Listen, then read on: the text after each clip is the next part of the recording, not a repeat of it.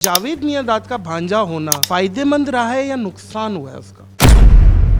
पाकिस्तान की team through out decline पे, मतलब नए नए रिकॉर्ड बना रही है। यूएसए से हार गए पहली दफा, भाई पहली दफा हुआ है। मतलब बांग्लादेश से व्हाइट वॉश हो गए, पहली दफा हुआ है। चैंपियंस ट्रॉफी कहाँ हो रही है? हमारे मुल्क में। वाइट बॉल के अंदर हमारे लड़के वैसे ही बहुत अच्छा खेलते हैं। किसी को अब इस बात पे यकीन नहीं है पाकिस्तान जीते। आपसे 100 में से 99% डिसएग्री कर रहा हूँ।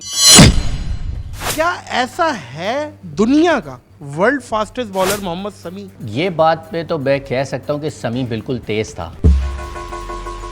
शोएब भाई से ज्यादा तेज थे। स्पीड गन बड़ी स्क्रीन पर स्टेडियम में पब्लिक के सामने दिखा दे तो वो रिकॉर्ड कंसिडर होनी चाहिए। लेकिन अगर वो स्पीड गन खराब हो फैसल भाई, शोएब भाई के साथ नाइंसाफी हो जाएगी। भैया जिस तरह अरशद नदीम ने वो क्या है भाला वो इतनी दूर फेंका था, मुझे लग रहा है आपने अपनी जिंदगी में बल्ला इतनी दूर फेंक दिया कि भाई मेरा कोई ताल्लुक नहीं है भाई। भांजा इतने बड़े खिलाड़ी का रहा हूँ तो वो हजम नहीं हो रहा था। 2012 में मैंने कम बैक किया था टीम में। इन सारे सिनेरियोज में मैं बगैर खेले ही ड्रॉप हो गया। और जावेद मामा ने थ्रू आउट आप उनकी मीडिया की प्रेस कॉन्फ्रेंसेज उठा ले, उन्होंने आज तक कभी बोला ही नहीं। हालांकि मेरा उनसे ज़िंदगी भर यही गिला रहा कि भाई कभी आप अगर 1% भी बोलते थे तो इतने टैलेंट और इतनी परफॉर्मेंस के साथ जो है मैं वैसे ही खेल रहा होता। अहमद शहजाद भागते हुए आ रहे, कुमार संगकारा ने एक एक्ट किया जैसे बॉल आ गई और यूं मारा, बॉल नहीं आई थी और वो उसने डाइव मार दी। देर बाद बॉल आई है, यूं पकड़ा। भाई क्या बात है। और अहमद शहजाद ये उठ के देख रहा है, ये किया क्या है? खेलते हुए तो बम बहुत फोड़ते हैं सब। अच्छा जैसे कहते हैं ना बजूके हम कहते हैं। हाँ, फाट हाँ बस वो तो चल रहा होता है तब आगे। 2025 के लिए बेहतर कप्तान कौन? अस्सलाम वालेकुम मोअज़्ज़िज़ ख़वातीनो हज़रात, मैं हूं नाज़िर अली। क्रिकेट के मैदानों में हो जाता था धमाल जब ग्राउंड में उतरता था फैसल इकबाल। अस्सलाम वालेकुम वरहमतुल्लाहि वबरकातुहू। अस्सलाम वालेकुम। वालेकुम अस्सलाम नादिर भाई, कैसे हैं फैसल आप? भाई? मैं ठीक हूँ, थैंक यू वेरी मच। आपने अपने इतने ज़बरदस्त पॉडकास्ट पे मुझे इनवाइट किया। भैया जिस तरह अरशद नदीम ने वो क्या है भाला वो इतनी दूर फेंका था, मुझे लग रहा है आपने अपनी जिंदगी में बल्ला इतनी दूर फेंक दिया कि भाई मेरा कोई ताल्लुक नहीं है भाई। आपके बल्लों से हमें याद है कि इतने रन्स निकलते थे और पाकिस्तान की इतनी फतूहात हैं आपकी वजह से। टेस्ट टीम में तो आप बड़ा अहम किरदार अदा किया है। ओपनर भी आए हैं, मिडिल ऑर्डर भी आए हैं, बीच में भी कहीं आ जाते थे। कभी कभी हमें लगता था टेल एंडर के साथ भी आ जाएंगे, शोएब अख्तर के साथ आ जाएंगे आप। तो आपकी एक जगह भी फिक्स नहीं होती थी। तो कहाँ चले गए भैया, ये बताएं आप हैं कहाँ? नहीं, मैं इधर ही हूँ। ऑब्वियसली क्रिकेट का जो हल्का है हमारा उसमें अब प्रोफेशनल कोचिंग में आ गया हूँ। PSL के अंदर मैं कराची किंग्स की तरफ से 3 सीज़न में एज अ बैटिंग कोच काम किया है। T10 लीग जो होती है UAE के अंदर, वहाँ मैं 2 फ्रेंचाइजेस के साथ एज अ बैटिंग कोच और हेड कोच काम कर रहा हूँ। PCB के साथ अभी एज अ हेड कोच काम कर रहा हूँ डोमेस्टिक सिस्टम के अंदर। तो पिछले 4-5-6 सालों से मैं इस फील्ड के अंदर हूँ। मीडिया वर्क काफ़ी करता रहा हूँ, आपने देखा होगा चैनल्स पे जो है तबसरे के ऊपर बैठता था। जी, आपके एनालिसिस वगैरह जी। भी चल रहे थे। तो अब कोशिश यही है कि ज़रा थोड़ा कोचिंग साइड को जो सेकंड इनिंग्स है उसको लेके चलूँ आगे इंशाल्लाह। सर आपकी क्रिकेट खत्म हो गई है या खत्म कर दी गई? क्रिकेट जो है ना, एक्चुअली अगर रियलिस्टिकली बात करूं तो स्टार्टिंग से ही उसको ख़त्म करने की स्ट्रैटेजी थी कि मतलब मैंने जो रियलाइज़ किया जब मैं जैसे अब बैठ के बड़े कैनवस पे सारा देखता हूं तो मुझे रियलाइज़ हुआ कि क्योंकि ऑब्वियसली जब आदमी छोटा होता है तो उसको नहीं पता होता 20, 25, 22, 27 तक, तो वो एक जुनून में खेल रहा होता है। तो मैं उस जुनून में ही खेलता जा रहा था, जो सिनेरियो आ रहा था उसको पॉजिटिव लेके आगे बढ़ रहा था।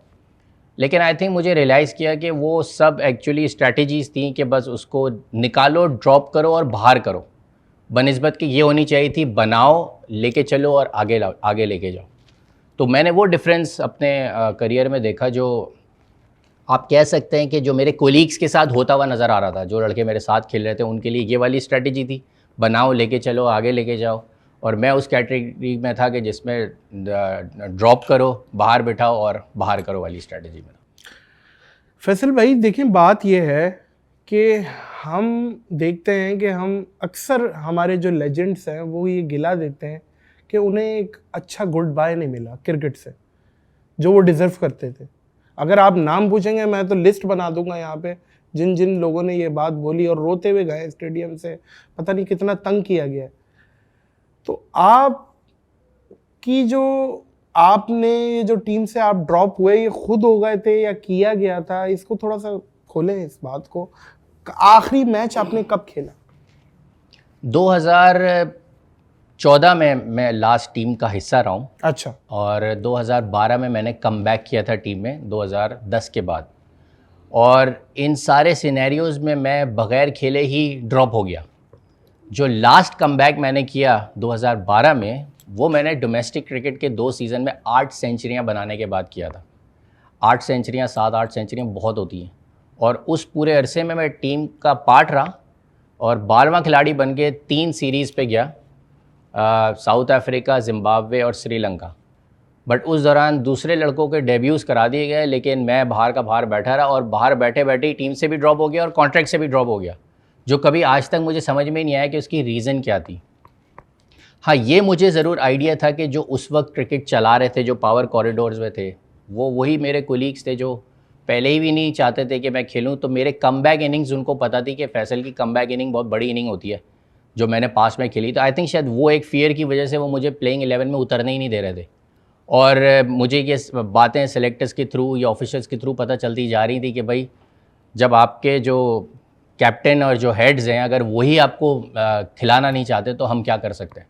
तो आई थिंक वो एक बहुत बड़ी ज़्यादती थी। जी, बिला वजह। इसको आप ये कह सकते हैं कि मेरे मैटर में जेलसी, बुगज़ और तासुब, ये 3 वर्ड का जो है ना आंसर, वो बहुत मेरे करियर में मुझे नज़र आया प्रैक्टिकली होता हुआ, जो उस बात को अलाइन करता है जो मैंने आपसे थोड़ी देर पहले की कि बनाने नहीं देना था, वो ड्रॉप करना, बाहर करना और निकालने वाली कहानी। मोअज़्ज़िज़ ख़वातीन व हज़रात, अगर मैं आपको ये बताऊं कि एक ही टीम के प्लेयर्स आपस में खेल रहे हों एक टीम के अगेंस्ट, और नॉन स्ट्राइकर एंड में उसका पार्टनर उस बॉलर को बोले कि यार इसे बाउंसर डाल या आउट हो जाएगा, आपको अजीब लगेगा, यार ये क्या बात है, उसने ये क्यों बोला।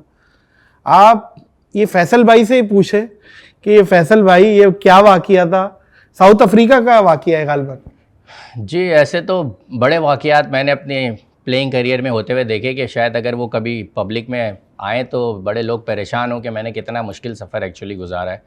और एज़ अ प्लेयर हमें बहुत सारी चीज़ें मैनेज करनी होती हैं, जैसे हमारी एवरेज होती है, हमारी बहुत सारी कंसिस्टेंसी होती है और हमारे स्ट्राइक रेट्स होते हैं। वो आप तभी बना सकते हैं जब आप रेगुलर प्लेयर बन के जो है कंसिस्टेंटली कॉन्फिडेंस दे के खेले जाते हैं। जो आप अक्सर सुनते हैं, लोग बोलते हैं कि जी प्लेयर को कॉन्फिडेंस दें, उनको मैचेस दें, उनके। मेरे एरा में और मेरे टाइम में वो चीज़ मेरे साथ थोड़ी सी अगेंस्ट जाती थी।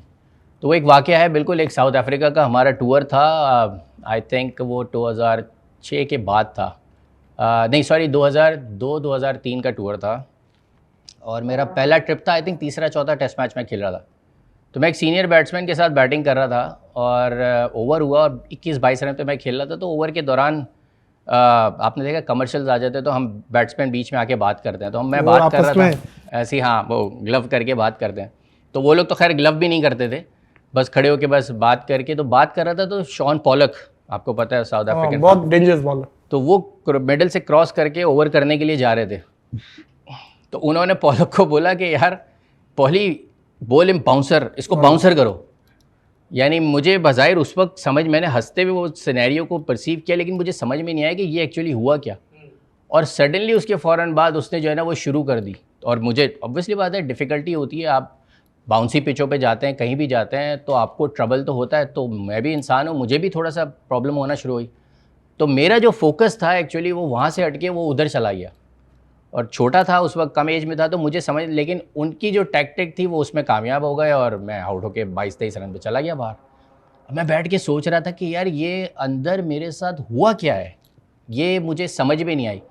और फिर 1 या 2 दिन के बाद अभी वो टेस्ट मैच चल रहा था, वही साहब पीछे बाउंसरों की प्रैक्टिस करने के लिए गए, तो अनफॉर्चुनेटली एक बॉल उनके हेलमेट से निकल के उनके आँख के ऊपर ना लगा, तो वो सडनली ड्रेसिंग रूम में आए और सीधा मेरे पास आए काली आँख के साथ।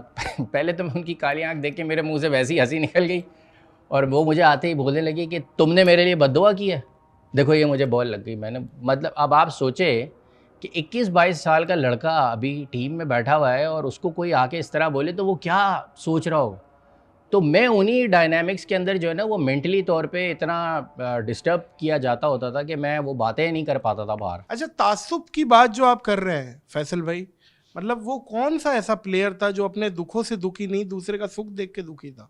मतलब मुझे ये बताएं कि एक प्लेयर आप अच्छा खेल रहे हैं और वो बॉलर को बोल रहा है बाउंसर कर, आउट हो जाएगा, और आपका साथी आपके नॉन स्ट्राइकर एंड पे खड़ा है, वो वाकया ज़रा बताइएगा। बिल्कुल, मैं उस वक्त यंगस्टर ही था और साउथ अफ्रीका का टूर था हमारा, वो मुझे याद पड़ता है, और हम जिम्बाब्वे से खेल के आए थे और जिम्बाब्वे में मैंने सेंचुरी बनाई थी, मुझे ओपनर भेज दिया था टॉस से पहले थोड़ी देर पहले बॉल। तो वो साहब ने वहाँ पर भी मुझे याद है जब मैं सेंचुरी करके आया, आपको पता है चेज़ हमारे यहाँ नहीं होता है, तो मैं वो मैच में चेज़ किया और मैं नॉट आउट माशाल्लाह सेंचुरी करके चेस करके बाहर आया अपने दूसरे तीसरे वनडे इंटरनेशनल में एज एन ओपनर। तो मैं जब आया, मैं आके पैड वैड उतार रहा था, तो वो साहब एकदम मेरे पास आए और आके मुझे कहने लगे कि सुनो अल्लाह जी, ये जो तुमने 100 बनाया ना, अभी तुम्हें मेरे बराबर आने में बहुत टाइम लगेगा। अब मैं उस वक्त थोड़ी देर के लिए सत्ते में चला गया, 21-22 साल का बच्चा, मैं खुश नहीं जो हूँ। मतलब जिसके जहन, तो वो मुझे एक वाइब ऐसी आई कि अब कोई मैंने गलती कर दी शायद मेरे ख्याल में वो करके। और फिर उसी के बाद हम अगले टूर पे गए साउथ के, और टेस्ट मैच में मैं बैटिंग कर रहा था, 21-22 रन पे खेल रहा था और वो मेरे साथ इत्तेफाक से बैटिंग कर रहे थे। तो ओवर होता है बीच में, आपको पता है एड्स आ जाते हैं, तो वो ओवर के दौरान खड़े हुए बात कर रहे थे, तो शॉन पॉलक क्रॉस करके अपना ओवर के लिए जा रहा था, तो वो उसको आवाज़ देके बोलते हैं पॉली यस, कहता है बोल हिम बाउंसर्स। तो वो बाउंसर मारो। हाँ, जैसे मतलब बोल हिम बाउंस, यानी इसको बाउंसरे करो। तो वो देख रहे होंगे कि मैं खेल रहा हूँ, अच्छा छोड़ भी रहा हूँ, मतलब सेट हूँ, पर ऑब्वियस सी बात है जब भी एशिया की टीमें साउथ ऑस्ट्रेलिया साउथ जाती हैं तो बाउंसर्स होते हैं सबको। तो वो सिनेरियो में मैं सेट होते होते 50 की तरफ जा रहा था, तो बस उन्होंने उसको बोले और वो उधर से शुरू हो गया। और सडनली थोड़ी देर के बाद में वैसे ही आई थिंक शायद ड्राइव करते हुए लेग भी 4 हुआ या बोल्ड हुआ। तो मैं जब ड्रेसिंग रूम में बैठा था जाके, तो मैं सोच रहा था कि यार ये हुआ क्या मेरे साथ, कि ये हम सोच क्या रहे थे, मैं सोच क्या रहा था, होना क्या चाहिए था, और ये क्यों इसी बंदे में ने एक डेढ़ महीने के अरसे में फिर दोबारा से ऐसा किया। तो मैं अब जब उसको बड़े कैनवस पे वो सारा बैठ के सोचता हूँ, तो मुझे सारा समझ में आ गया था कि एक्चुअली प्रॉब्लम वही थी जो मैंने आपसे पहले बोली, कि 2 टाइप के प्लेयर्स होते हैं, एक बनाना लेके चलना और आगे ले जाने वाली कैटेगरी होती है, और एक होती है ड्रॉप करना, बाहर बिठाना और टीम से बाहर निकालने वाली कैटेगरी होती है। तो मैं उस कैटेगरी में फॉल करता था एक्चुअली। तो वो हुआ, और फिर उसके बाद उसी वाक़े के बाद 1-2 दिन टेस्ट मैच चल रहा था, तो वो नॉकिंग वॉकिंग करने के लिए पीछे गए होंगे कहीं बाउंसरों की, क्योंकि उनको भी बड़े बाउंसर हुए थे, वही साहब, अच्छा। उनको भी बड़े बाउंसर हो रहे थे वहाँ पर, तो पीछे प्रैक्टिस करने के लिए गए होंगे। तो लंच टाइम था, वापस आए तो मैं देखा सीधा मेरे पास आ रहे हैं, और यहाँ ना उनके निशान बना हुआ है बॉल का। तो वो सीधे मेरे पास आया, आके मुझे बोलते हैं ये तुमने मुझे बददुआ दी है क्या? मैंने बोला क्या हो गया? कह रहा है ये तुम्हारी वजह से मुझे बॉल लगी है, तुमने मुझे बददुआ दिया है। अब मैं उनको देख के मुझे समझ में नहीं आ रहा था कि मैं हंसूं या मैं क्या बोलूं इनको। तो ये माइंडसेट था उस वक्त जिस सिनेरियो के बीच में मैं क्रिकेट खेल रहा था। तो इसके इश्यूज बहुत सारे थे, यानी आप जो मेन मेजर जो मुझे रियलाइज़ किया मुझे ये था कि आई थिंक ऑब्वियसली एक तो मैं भांजा इतने बड़े खिलाड़ी का रहा हूँ तो वो हज़म नहीं हो रहा था, और दूसरा ऑब्वियसली मैं साउथ से बिलोंग करता हूँ, जो हमारा आपको पता है इश्यूज़ रहते हैं। तो मेरे साथ 2 मसले थे, नॉर्मली लड़कों के 1 मसले होते, तो उस कैटेगरी की वजह से जो है ना मुझे वो प्रॉब्लम्स रही, बट फिर भी मैंने अल्हम्दुलिल्लाह फाइट की और इतना 14-15 साल निकाले इनके बीच। तो आप तो फिर पर्ची हो गए ना, अब आपने खुद बोल दिया है कि आप इतने बड़े प्लेयर के भांजे रहे। हमारे यहाँ तो ये नेपोटिज्म कहलाता है कि भाई जावेद मियांदाद का भांजा है, इनके लिए तो ये टीम में जगह बनी होगी, सबको हटा दिया होगा, फैसल इकबाल आप आ जाए, मज़ा आप तो जावेद मियांदाद के भांजे हैं। तो ये चीज़ें फेस करनी पड़ी हैं आपको, और मतलब जावेद मियांदाद का भांजा होना फ़ायदेमंद रहा है या नुकसान हुआ है उसका? नादिर भाई, जो क्रिकेटिंग हल्के के जो लोग हमारे जो मुझे देखते हुए आ रहे हैं करियर को, उन सबको फैंस को बहुत अच्छे से पता है कि 99% मेरे अगेंस्ट ही है ये जावेद मियांदाद का भांजा हो रहा है। उसकी वजह ये थी जो मैंने अभी आपसे थोड़ी देर पहले बोली कि मेरे साथ 2 मसले थे, एक नेफ्यू होना और एक दूसरा वाला प्रोविजनल इशू। तो उसमें मैंने जो ये देखा, मुझे ये रियलाइज़ हुआ कि जितने लोगों के अंडर मैं अपने करियर में विद टाइम विद एज आता रहा, वो सारे वही थे जो मामू के साथ खेले हुए या उनसे पहले के लोग थे, किसी ना किसी डिफरेंट पोजीशंस में। आप कह लें सेलेक्टर्स की पोजीशन में, ऑफिशियल्स की पोजीशन में, कोच की पोजीशन, किसी भी पोजीशंस पे वो थे वो लोग। तो वो मेक श्योर करते थे कि जो है ना वो ऐसी चीज़ें करें जो वो जिससे जावेद भाई को तकलीफ़ पहुँचे। तो उनको तो कोई फ़र्क नहीं पड़ता था, इफेक्ट जो कर रहा था वो मेरा एग्जैक्टली तो वो सारा इफेक्ट जो है वो मेरे पे करता था।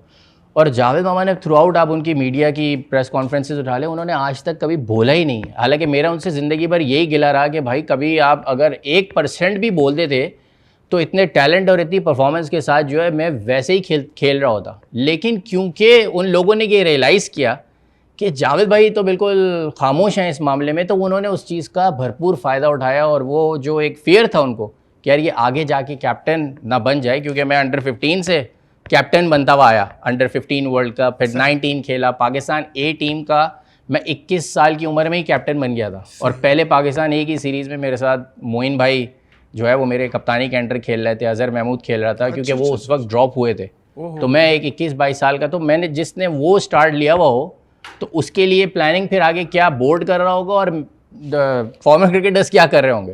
तो आई थिंक वो चीज़ें मेरे अगेंस्ट विद टाइम जो है ना कॉन्स्टेंटली जाती जा रही थी। और फिर मेरे अपने साथ के जो आपको पता तो है कहीं काम नहीं आए जावेद मियांदाद, वो आ ही नहीं सकते थे। उसकी वजह ये थी कि उनकी बेचारों की अपने जो इश्यूज चल रहे थे सबसे। हाँ सबसे, क्योंकि मुझे जावेद मियांदाद अपना एक माइंडसेट रखते हैं, अपना एक नजरिया रखते हैं। नहीं, मैंने ये रियलाइज़ किया कि इवन मेरे साथ भी हमें फैंस का प्यार मिला है, हमें क्रिकेट लवर्स का प्यार मिला है, उनको भी मुझको भी और जो भी ऐसे रहे हैं क्रिकेटर्स, हमें फैंस का बहुत प्यार मिला, क्योंकि हमने उन लोगों को रॉन्ग प्रूफ किया जो कॉन्स्टेंटली ये कहते थे कि जी ये ऐसे हैं, ये ऐसे हैं, वो ऐसे, और परफॉर्मेंस से किया। वो तो अनफॉर्चुनेट था कि हमें उस तरीके से डेवलप करके आगे नहीं लेके जाया जा रहा था, जिससे हमारी फिर एवरेज भी डिस्टर्ब होती थी, हमारी कंसिस्टेंसी भी डिस्टर्ब होती थी। बट जब हम आते डोमेस्टिक में खेलते थे तो हमारी परफॉर्मेंस जो है वो टॉप पर होती थी, और वहाँ इंटरनेशनल में हमें प्लेइंग 11 में नहीं मौका दिया जाता। तो आई थिंक ये आंसर रहे हैं बीच में। और मामू की जो आप कह सकते हैं कि जो इश्यूज़ सीनियर्स के साथ या उस एरा के लोगों के साथ रहे, अनफॉर्चुनेटली मैं उनके अंडर किसी ना किसी शक्ल में रहा कि जहाँ वो कुछ भी नहीं कर सकते। अच्छा, वैसे लोग मशहूर आदमी के साथ फौरन जुड़ते हैं, आपने अपने नाम के साथ मियांदाद नहीं लगाया जी। आप फैसल इकबाल रहे। आपने वालिद साहब की तरफ से सारा जो आपके ददियाल का मामला चले आ रहे थे, आपने वही नाम कंटिन्यू। इकबाल आपके वालिद साहब थे? जी जी जी, ऐसे ही है, ऐसे ही है, ठीक है। अच्छा, अब मुझे ये बताएं कि मुझ तक ये बात पहुंची कि मोहम्मद शमी ने वर्ल्ड रिकॉर्ड कायम कर लिया फास्टेस्ट बॉलिंग का, और 162 समथिंग या 163 में बॉलिंग करा दी किलोमीटर पर आवर, वो जो मीटर बताता है। तो शुएब अख्तर का रिकॉर्ड टूट गया। आप मेरा ख्याल है उस टाइम खेल रहे थे। जी जी। तो वो कंसीडर क्यों नहीं किया गया? क्या वो बॉलिंग मशीन ख़राब थी? क्या था जो मोहम्मद शमी का ये कंसीडर नहीं किया गया? शमी बहुत टैलेंटेड प्लेयर पाकिस्तान का रहा है, और फॉर्चुनेटली मैं और शमी हमने अपना करियर एक साथ स्टार्ट किया था जूनियर क्रिकेट से कराची में। हमने कॉलेज क्रिकेट भी साथ खेली, हमने अंडर 19 वर्ल्ड कप पाकिस्तान की तरफ से साथ खेला, और हमने टेस्ट डेब्यू साथ किया, और आज तक वो हिस्ट्री में। इसका वैसे सवाल, अगर मैं, शुएब भाई भी मेरे दोस्त है, कहीं माइंड ना कर जाए, इसको मैं करेक्ट कर लेता हूँ सवाल को। क्या ऐसा है फैसल भाई कि पाकिस्तान का, दुनिया का world fastest bowler Mohammed Shami है? देखिए क्योंकि शमी ने 163 भी एक दफ़ा कराई है, और ये बोला गया है कि बॉलिंग मीटर ख़राब है और वो कंसीडर नहीं किया गया।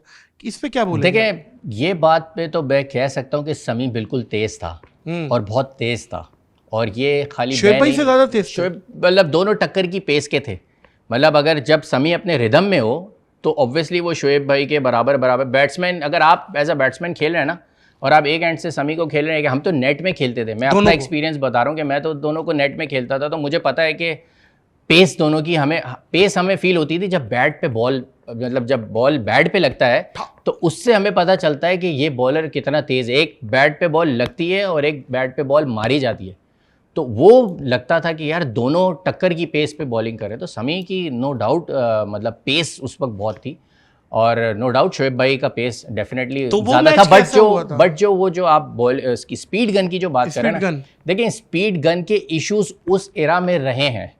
शुएब भाई की भी आई थिंक कहीं पर उन्होंने एक दो दफ़ा और भी शायद रिकॉर्ड तोड़ा था, नहीं तोड़ा था मुझे याद नहीं पड़ता, वो एक्सेप्ट हुआ था या नहीं होता। सेम शमी का केस भी था। मेरा अपना पर्सनल ओपिनियन ये है कि जब एक दफ़ा स्पीड गन आपकी पेस बड़ी स्क्रीन पर स्टेडियम में पब्लिक के सामने दिखा दे तो वो रिकॉर्ड कंसिडर होनी चाहिए, क्योंकि उसके बाद वो बॉल दोबारा नहीं हो सकती वही। लेकिन अगर वो स्पीड गन ख़राब हो फैसल भाई, तो फिर ये तो स्पीड पर शोएब भाई के साथ नाइंसाफी हो जाएगी। चले, मेरा सवाल है, शोएब भाई ने इंग्लैंड में किया था और इंग्लैंड के मीटर ने दिखाया था, इंग्लैंड का तो हर चीज सही है भाई। शोएब ने इंग्लैंड में भी किया था और यहाँ न्यूजीलैंड की अगेंस्ट सीरीज थी, मैं भी खेला था, वहां पर भी किया था। हाँ। यहाँ आपने देखो एक अक्सर उनकी तस्वीर एक येलो बोर्ड के साथ लगी होती है और व्हाइट किट पहन के बैठे हुए हैं, तो ये उन्होंने कॉन्स्टेंटली किया है। आपका जो सवाल था कि स्पीड गन, अच्छा अगर स्पीड गन खराब है हाँ। तो स्पीड गन पूरे मैच के अंदर कैसे चल रही है? तो फिर तो उस गन को बंद हो जाना चाहिए ना।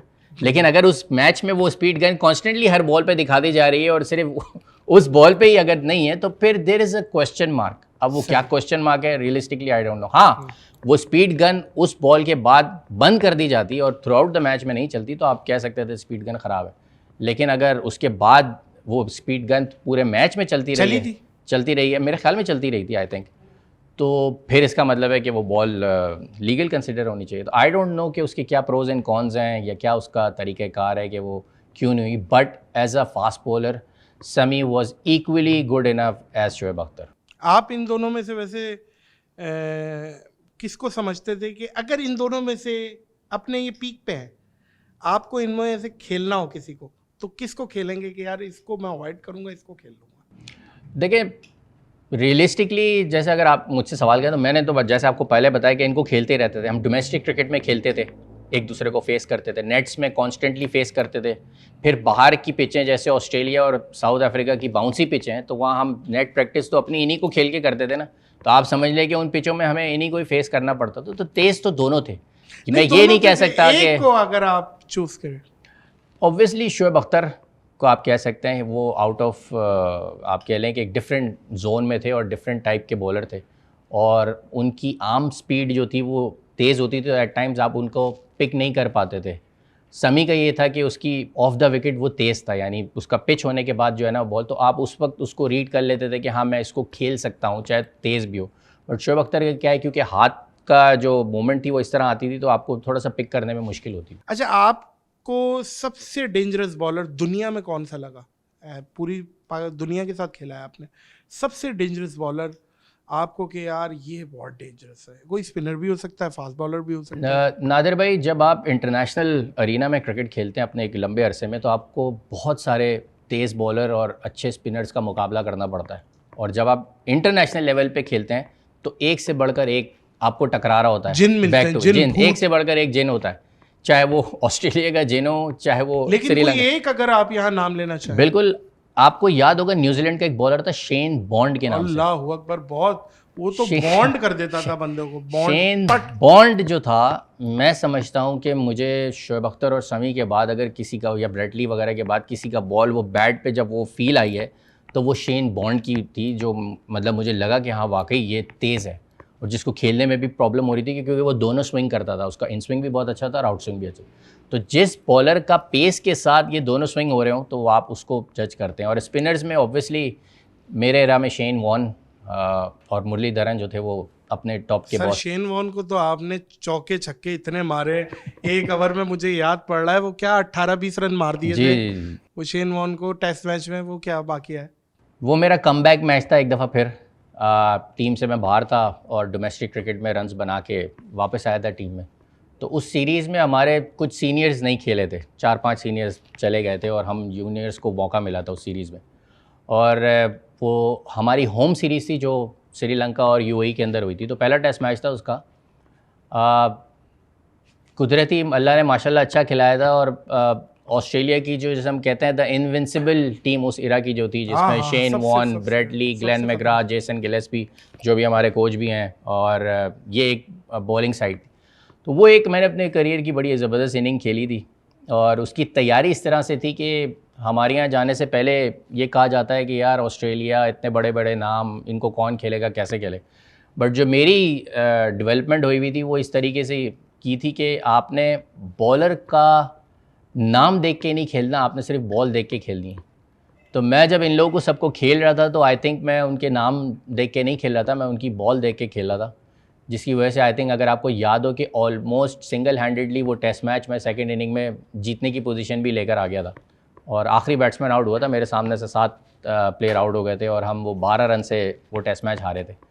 तो आई थिंक वो वन ऑफ द इनिंग्स में से आई थिंक आप एक अच्छी इनिंग्स कह सकते हैं। और शेन वॉर्न जैसे बॉलर को डोमिनेट करना तो आसान काम नहीं है, बट आई थिंक अल्लाह ताला ने वो करवाया तो बड़ा अच्छा हुआ। अच्छा जी, चैंपियंस ट्रॉफी कौन जीत रहा है 2025 का? दूसरा सवाल, चैंपियंस ट्रॉफी में इंडिया आ रही है। तीसरा सवाल, ये पीसीबी जाहिर है बहुत पैसा लगा रही है और बहुत ग्राउंड्स को मेंटेन कर रही है, तो इन स्टैंडर्ड्स बहुत हाई कर रही है, उस पर खैर उस पर भी अप्रिशिएट करेंगे। इन दोनों सवालात के जवाबात दें। एक तो आपने कहा चैंपियंस ट्रॉफी कौन जीतेगा, तो डेफिनेटली एज अ पाकिस्तानी तो पाकिस्तान से हमें उम्मीदें हमेशा से रहती हैं और हमेशा उम्मीदें रहेंगी जीतने की भी आगे। तो मेरी उसकी रीज़न मैं आपको बताता हूँ, क्योंकि मैं खुद खेला हूँ ना, हमें बड़ा बोला जाता है हम एक अनप्रेडिक्टेबल टीम है। तो हमें अनप्रेडिक्टेबल टीम क्यों बोला जाता है? कभी आपने ये सवाल बोला जाता है? अब वैसे ये वाला टैग भी हट गया। अब हम जो हारने का रेशो है माजरत के साथ वो इतना ज्यादा है कि अब ये अनप्रेडिक्टेबल वाला भी हट गया है। मतलब यूएसए से भी हार गए, बांग्लादेश वाइट वॉश करके चला गया, फिर हम इंग्लैंड से भी उम्मीद है कि वाइट वॉश हो जाए। तो हम एक बात कह रहे हैं, तो ये अनप्रेडिक्टेबल हटा दे भाई, बड़ी मेहरबानी। देखें, आपकी बात बिल्कुल सही है और आपके सेंटिमेंट्स भी जायज़ हैं, क्योंकि हम पाकिस्तानियों की जो क्रिकेट से इन्वॉल्वमेंट और लगन है वो मैं समझ सकता हूँ क्या है। बट सवाल ये है कि हमने कहाँ जाना है और इसको कैसे मैनेज करना है। तो ऑब्वियसली जो टॉप कॉरिडोर्स में जो लोग हैं, जो डिसीजन मेकिंग, जो आप आजकल ख़बरों में भी सुन रहे हैं कि सब थिंक टैंक बैठा है, सारे आपके कोचेस बैठे हैं, मेंटोर्स बैठे हैं, सीनियर प्लेयर्स बैठे हैं। तो अब इसके बाद अगर कोई रिज़ल्ट ना आए तो फिर तो बहुत बड़ा सवाल ये निशान बनता है। बट मैं उम्मीद करता हूँ कि अगर ये डिसीजन मेकिंग या जो डिस्कशंस हुए हैं आज या कल भी जो आपने देखे हैं, तो अगर इसका रिजल्ट अच्छा आता है तो डेफिनेटली पाकिस्तान टीम ज़रूर अनप्रेडिक्टेबल टैग को हटा के जो है जीतने वाले टैग की तरफ जाए। ये तो हो गई है एक मंतकी बातें और पाकिस्तान करे और ये वो सारी चीज़ें। ये जीतेगा कौन चैंपियंस ट्रॉफी? मेरी नज़र में पाकिस्तान इंशाल्लाह जीतेगा, बिल्कुल जीतेगा। क्योंकि देखिए, मैं आपको बता रहा हूँ, देखिए ये रियलिस्टिक बात कह के फैसल भाई वही वाली बात कह रहे हैं कि जिसमें तालियां बजे। भाईजान ऑस्ट्रेलिया और इंडिया जीतेगा जो मुझे लग रहा है। जो चैंपियंस ट्रॉफी में जिनकी वर्किंग है, जिनकी मैं समझता हूँ जो डिजर्व करता है, जो अच्छा खेलेगा वो जीतेगा ना यार। जिनकी परफॉर्मेंसेस है, यहाँ पे नजर ही नहीं आ रही कोई परफॉर्मेंस किसी की यार, कोई मामलात ही नजर नहीं आ रहे और हम अंधेरे में ही रहे कि पाकिस्तान जीतेगा। नहीं, कोई नहीं, किसी को नहीं लग रहा जीतता हुआ पाकिस्तान नजर आ रहा है।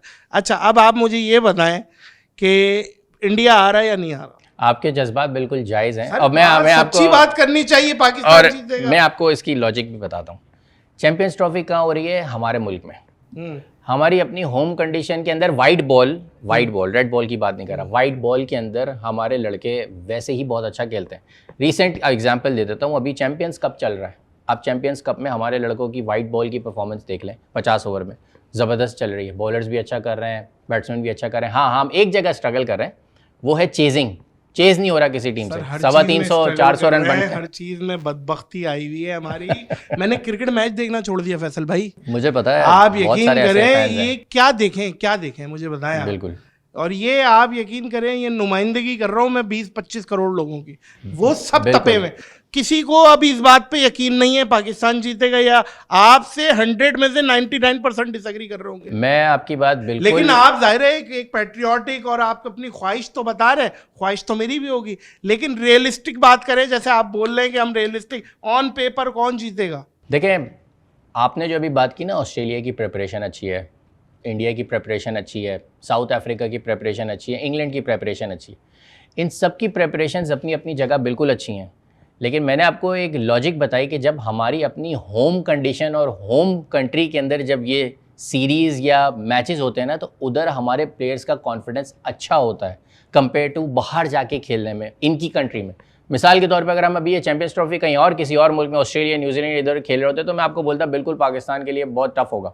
बट रियलिस्टिकली इसलिए आपको बोल रहा हूँ कि अपनी कंडीशन में हमारे लड़के अच्छा खेल लेते हैं, प्रेशर भी थोड़ा सा उनके ऊपर होता है। अच्छा, चलें उस पर आ जाए, अल्लाह आपका भला। इंडिया का आपने सवाल किया कि इंडिया आएगी नहीं। इंडिया बिल्कुल आएगी, बिल्कुल आएगी इंडिया, क्योंकि अब तक की जितनी भी आप ये कह लें कि न्यूज़ है और अपडेट्स जो अब तक आई हैं वो यही आई कि इंडिया बिल्कुल आ रही है। और इंशाल्लाह ये जो चैम्पियंस ट्रॉफ़ी है, आई थिंक ये हमारे फैंस को, इंडिया के भी पाकिस्तान के भी, यहाँ पाकिस्तान में देखने में जो है ना मज़ा आएगा। और मैं उम्मीद करता हूँ कि इंडिया की टीम के साथ साथ इंडियन फैंस भी आएँ, यहाँ पर। जैसे वो मुझे याद है 2004 और 6 की सीरीज़ जब मैं खेला था तो नेशनल स्टेडियम के अंदर जो है इंडियन फैंस भी बैठे हुए थे और हमारे पाकिस्तानी लोग भी मौजूद थे बहुत, तो पहले भी आए हैं। और ये आएंगे उसी प्रोसेस से, ये जब वाघा बॉर्डर के थ्रू आएंगे और बाय रोड आएंगे और मैच खेलेंगे और वापस इंडिया अमृतसर चले जाएंगे? आई थिंक सिक्योरिटी प्रोटोकॉल्स जो भी हमने मीडिया में आई थिंक शायद मैंने पढ़े हैं, वो आई थिंक यही बात बता रहे हैं जो आपने अभी कही है। तो आई थिंक अगर उनका एक स्टैंडर्ड प्रोसीजर है प्रोटोकॉल का जो प्रेसिडेंशियल सिक्योरिटी देनी है, तो आई थिंक उसका अगर यही है तो इसमें कोई प्रॉब्लम नहीं है, एज लॉन्ग एज अच्छा मैच हो जाए, फैंस एंजॉय कर लें और इंशाल्लाह पाकिस्तान जीत ले। आपका सबसे, फैसल भाई, फेवरेट कप्तान कौन रहा है ऑल टाइम पाकिस्तानी टीम का? पाकिस्तानी टीम में इंटरनेशनल, पाकिस्तानी टीम में भी पाकिस्तानी टीम, इंटरनेशनल भी बता दीजिए। पाकिस्तानी टीम के अंदर मैं अपने एरा में बहुत सारे कैप्टन्स के अंडर खेला हूँ। मेरा डेब्यू वनडे का सईद अनवर भाई की कप्तानी में हुआ था, वो एक ही सीरीज़ के लिए बने थे। फिर उसके बाद टेस्ट का मोइन भाई के अंडर खेलता रहा, फिर वकार भाई आए, वसीम भाई आए, इंजमाम भाई आए, यूनुस आए, यूसुफ आए, मिसबा आया, मलिक आया, मतलब बहुत सारे कप्तानों की कप्तानी में ऑन एंड ऑफ। सबसे फेवरेट आई थिंक मुझे सबसे ज़्यादा मज़ा अगर आया तो वसीम भाई की कप्तानी में खेलने में, वसीम अकरम की, वसीम भाई की जी। उसकी वजह ये है कि हाँ, हम जिस एरा में एज ए यंगस्टर आए तो वो उस एरा में रिटायर हो रहे थे, तो मुझे फॉर्चुनेटली 2 एरा के प्लेयरों के साथ खेलने का मौका मिला। एक वो जो हमारे हीरोज़ थे और एक वो जो फिर हमारे 7 लड़के जो आ रहे थे ऊपर। तो वसीम भाई की कप्तानी में मज़ा आया बिल्कुल, और आई थिंक इंजमाम भाई की कप्तानी में उसके बाद जो है मैं जो थोड़ा बहुत अरसा अगर खेला हूँ तो आई थिंक वो मुझे काफ़ी उनकी कप्तानी में मज़ा आया, क्योंकि मैं उस वक्त खुद भी फॉर्म में था, कमबैक इनिंग्स भी माशाल्लाह अच्छी खेल रहा था और मुझे आगे जो है वो चलने का मौका मिला। आपने इंदी भाई की कप्तानी का बोला, 2006 में आपको लेके जाना चाह रहा हूँ मैं जी, थोड़ा सा पीछे जाए। जी जी 2006 इंदी भाई कैप्टन है और आप लोग मैच खेल रहे हैं और एकदम अंपायर आके बोलता है ये बॉल टेम्परिंग हुई है, बॉल टेम्परिंग हुई है, भाई आ जाओ पकड़े गए। क्या सीन था वो जरा खोले, वो सीन क्या था, किसने टेम्परिंग की थी बॉल और क्या हुआ था? बड़ी इंग्लैंड में खेल जी, इंग्लैंड में गालिबन थी। ये 2006 का बड़ा मशहूर टूर था और ये टेस्ट मैच बड़ा हिस्ट्री की बुक्स में लिखा हुआ है, फोरफिटेड टेस्ट मैच, इसका फोरफिट हुआ था, वो टेस्ट मैच हुआ था जिसका कोई रिजल्ट नहीं था और डिसीजन जो है वो एक टीम के अगेंस्ट चला गया था, दूसरी टीम को। और मुझे याद है उस मैच में आई थिंक 70 समथिंग मैंने किए थे एक शाम पहले ही, और नेक्स्ट डे हम फील्डिंग कर रहे थे और फील्डिंग के लंच के बाद का थोड़ी देर का टाइम था, 2-2.5 घंटे। तो मैं अभी एक दिन पहले की परफॉर्मेंस को एंजॉय कर रहा था फील्ड के अंदर, ओवल में आपने 70 बनाए हुए और ये वो टेल एंडर के साथ खेल के, तो मैं अभी उस फ्रेम ऑफ माइंड में था और सडनली मैंने देखा कि बॉलों का डब्बा आया है बाहर से ना। अंपायर डैरल हेयर थे, बड़े मशहूर पाकिस्तान के हमेशा खिलाफ ही वो रहे, एक ऑस्ट्रेलियन अंपायर थे। अच्छा। Darrell Hair. तो मैं स्क्वायर लेग पे खड़ा हुआ था और मैंने देखा कि वो उसने एकदम से ओवर के बाद इशारा किया बाहर और डब्बे मंगवाया बॉल्स का। तो वो बाहर से 3rd अंपायर 4th अंपायर जो है वो बॉलों का डब्बा लेता हुआ है अंदर, और मैं देख रहा हूँ ये क्या, हम सब एक्चुअली देख रहे हैं ये हो क्या रहा है। तो उस वक्त जो ये जो अब सब हो गया तो हमने रियलाइज़ किया कि बैट्समैन और अंपायर की कम्युनिकेशन चल रही थी उस वक्त। पीटरसन बैटिंग कर रहे थे और कॉलिन वुड गालिबन शायद उनके साथ खेल रहे थे और वो अंपायर से उनकी कुछ कॉन्वर्सेशन चल रही होगी। बॉलों का डब्बा आया, बॉल चेंज हो गई, और बॉल चेंज होने का एक नया रूल उस वक्त हमने देखा जो ऑब्वियसली बुक्स में पहले था कि ऐसी सिचुएशन में अंपायर जो है वो बॉलों का डब्बा बैट्समैन को पेश करता है कि आप अपनी पसंद की इसमें से बॉल निकाल के दो और वो बॉल यूज़ होगी। तो वो सिनेरियो जब हो रहा था तो वो हम सब ऐसा पाकिस्तानी भी और ये सब देख रहे हैं कि यार ये हो क्या रहा है, किसी को समझ, हाँ फर्स्ट टाइम हमें समझ नहीं आ रहा। नॉर्मली होता है अंपायर आता है वो चूज़ करता है बॉल दे देता है, ये हो गया और फिर बॉल चेंज हो गई और फिर उस वक्त बस वो सिनेरियो लास्ट मोमेंट का ऐसा चल रहा था कि उसके बाद टी टाइम के लिए हमने बाहर जाना था। टी के लिए हम बाहर गए टी के लिए और ड्रेसिंग रूम में बैठे हैं और सडनली जो है ना वो मैच रेफरी आते हैं और वो आके एक पर्चा मैनेजर को थमा के चला जाता है कि जी ये अंदर वाक़या हुआ था और इसकी वजह से हमने ये बॉल चेंज की। तो उसमें आईसीसी के रूल्स जो होते हैं, इंटरनेशनल क्रिकेट के जो रूल्स होते हैं वो सारे मेंशन थे कि जी बॉल जो है वो टेम्पर हुआ है और अंपायर ने उस चीज़ को देखा है और बॉल टेम्परिंग पता नहीं, उस वक्त तो पता नहीं, चबाया होता तो आ जाता, लेकिन बॉल की कंडीशन जिसे कहते हैं कि बॉल की कंडीशन जो थी वो सही नहीं थी। तो क्या और ये हुआ क्या था, किसी ने किया था? अब अल्लाह बेहतर जानता है किया था या नहीं किया था। बट पाकिस्तानी तो आपको पता है हम माशाल्लाह हमारे पास, देखें आपने पुराने बॉलर से सुना होगा कि जब हम रिवर्स स्विंग करते थे तो वो वर्ल्ड क्रिकेट उसको गलत नेगेटिव लेती थी। फिर अब जब दुनिया ने जब उसकी करनी शुरू कर दी तो वो आर्ट होकर रिवर्स स्विंग बन गया। तो वो हमारी रिवर्स स्विंग ही हो रही थी एक्चुअली।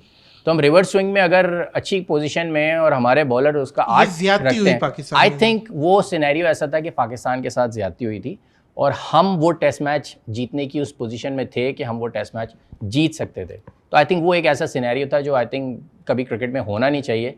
और फिर मिस कम्युनिकेशन हुई कि हम अंपायर आए, फील्ड बैट्समैन बाहर आए, हम बाहर नहीं गए प्रोटेस्ट में, और फिर अंपायर बेल्स लेके जब वापस आए फिर हम अंदर आए तो उस वक्त तक ऑलरेडी डिसीजन हो चुका था, 4 फीट हो चुका था।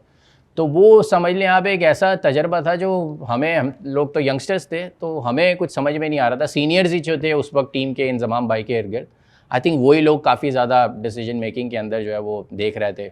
अब जाहिर सी बात है जब आप हमसे पूछेंगे एज ए जूनियर तो हमने तो हाँ में हाँ ही मिलानी है, सबके सामने ना तो कर नहीं सकते। तो आई थिंक वही एक सिनेरियो था जो होना नहीं चाहिए था। अच्छा फैसल भाई, जब एक प्लेयर ख़ास तौर पे मुसलमान प्लेयर, पाकिस्तान का प्लेयर कोई सेंचुरी करता है या 5 विकेटें लेता है तो वो एक शुक्राने का सजदा करता है। बिल्कुल। तो एक सेलिब्रेशन है, दुनिया अलग अलग स्टाइल करती है, हम शुक्राना करते हैं। तो इस पे एतराज़ क्यों उठता है? ख़ास तौर पे रिजवान के हवाले से बहुत एतराज़ उठाया जाता है और इंडियन मीडिया ख़ास तौर पे मेरे पे भी उठा था, आप पे भी उठा था इस चीज़ पे कि ये अपनी इबादत को क्यों ले आते हैं। मुझे ये बताया जाए, जब विराट कोहली सेलिब्रेशन करता है और यूं करता है और बल्ले यूं उठाता है या डांस करता है या वेस्ट इंडीज़ के प्लेयर उछलते हैं तो हमने तो कभी एतराज़ नहीं किया, हमारा एक स्टाइल है।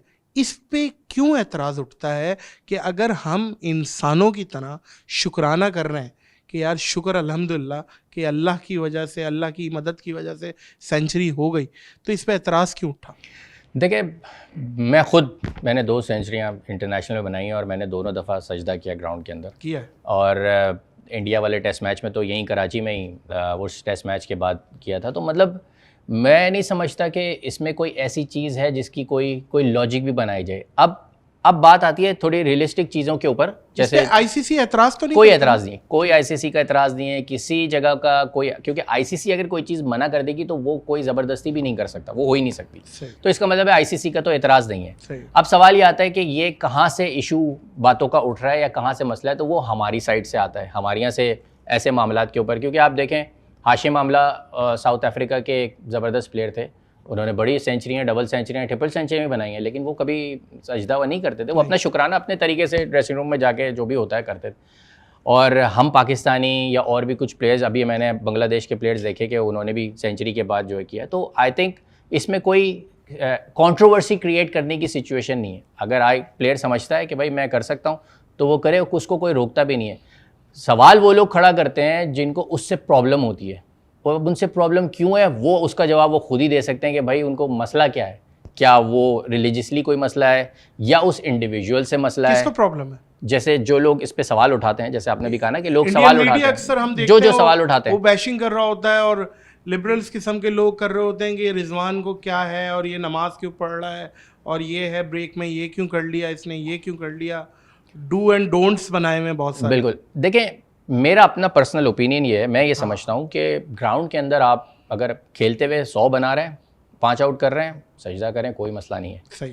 ग्राउंड के अंदर उसके अलावा कोई और एक्टिविटी, मिसाल के तौर पे मैच चल रहा है, आप नमाज पढ़ने के लिए खड़े हो गए, या मैच चल रहा है या कोई भी ड्यूरिंग द मैच की बात, मतलब कोई मैच के ड्यूरिंग तो कोई नमाज पढ़ ही नहीं सकता नहीं, ऐसा लेकिन वो जो एक ब्रेक ऐसा हुआ है कि ऐसा हुआ है एक जगह पर कि नमाज का टाइम था और आई थिंक शायद वो जब वाटर ब्रेक नहीं होता हमारा, पानी का वक्फा होता है बीच में आता है, बस उसी दौरान किसी ने बड़ी जल्दी से जो है ना वो फर्ज पढ़ के जो है वो खड़ा हो गया। मतलब ऐसी चीज़ें हैं जो ग्राउंड के अंदर, तो उसके लिए 2 सेट ऑफ माइंड है।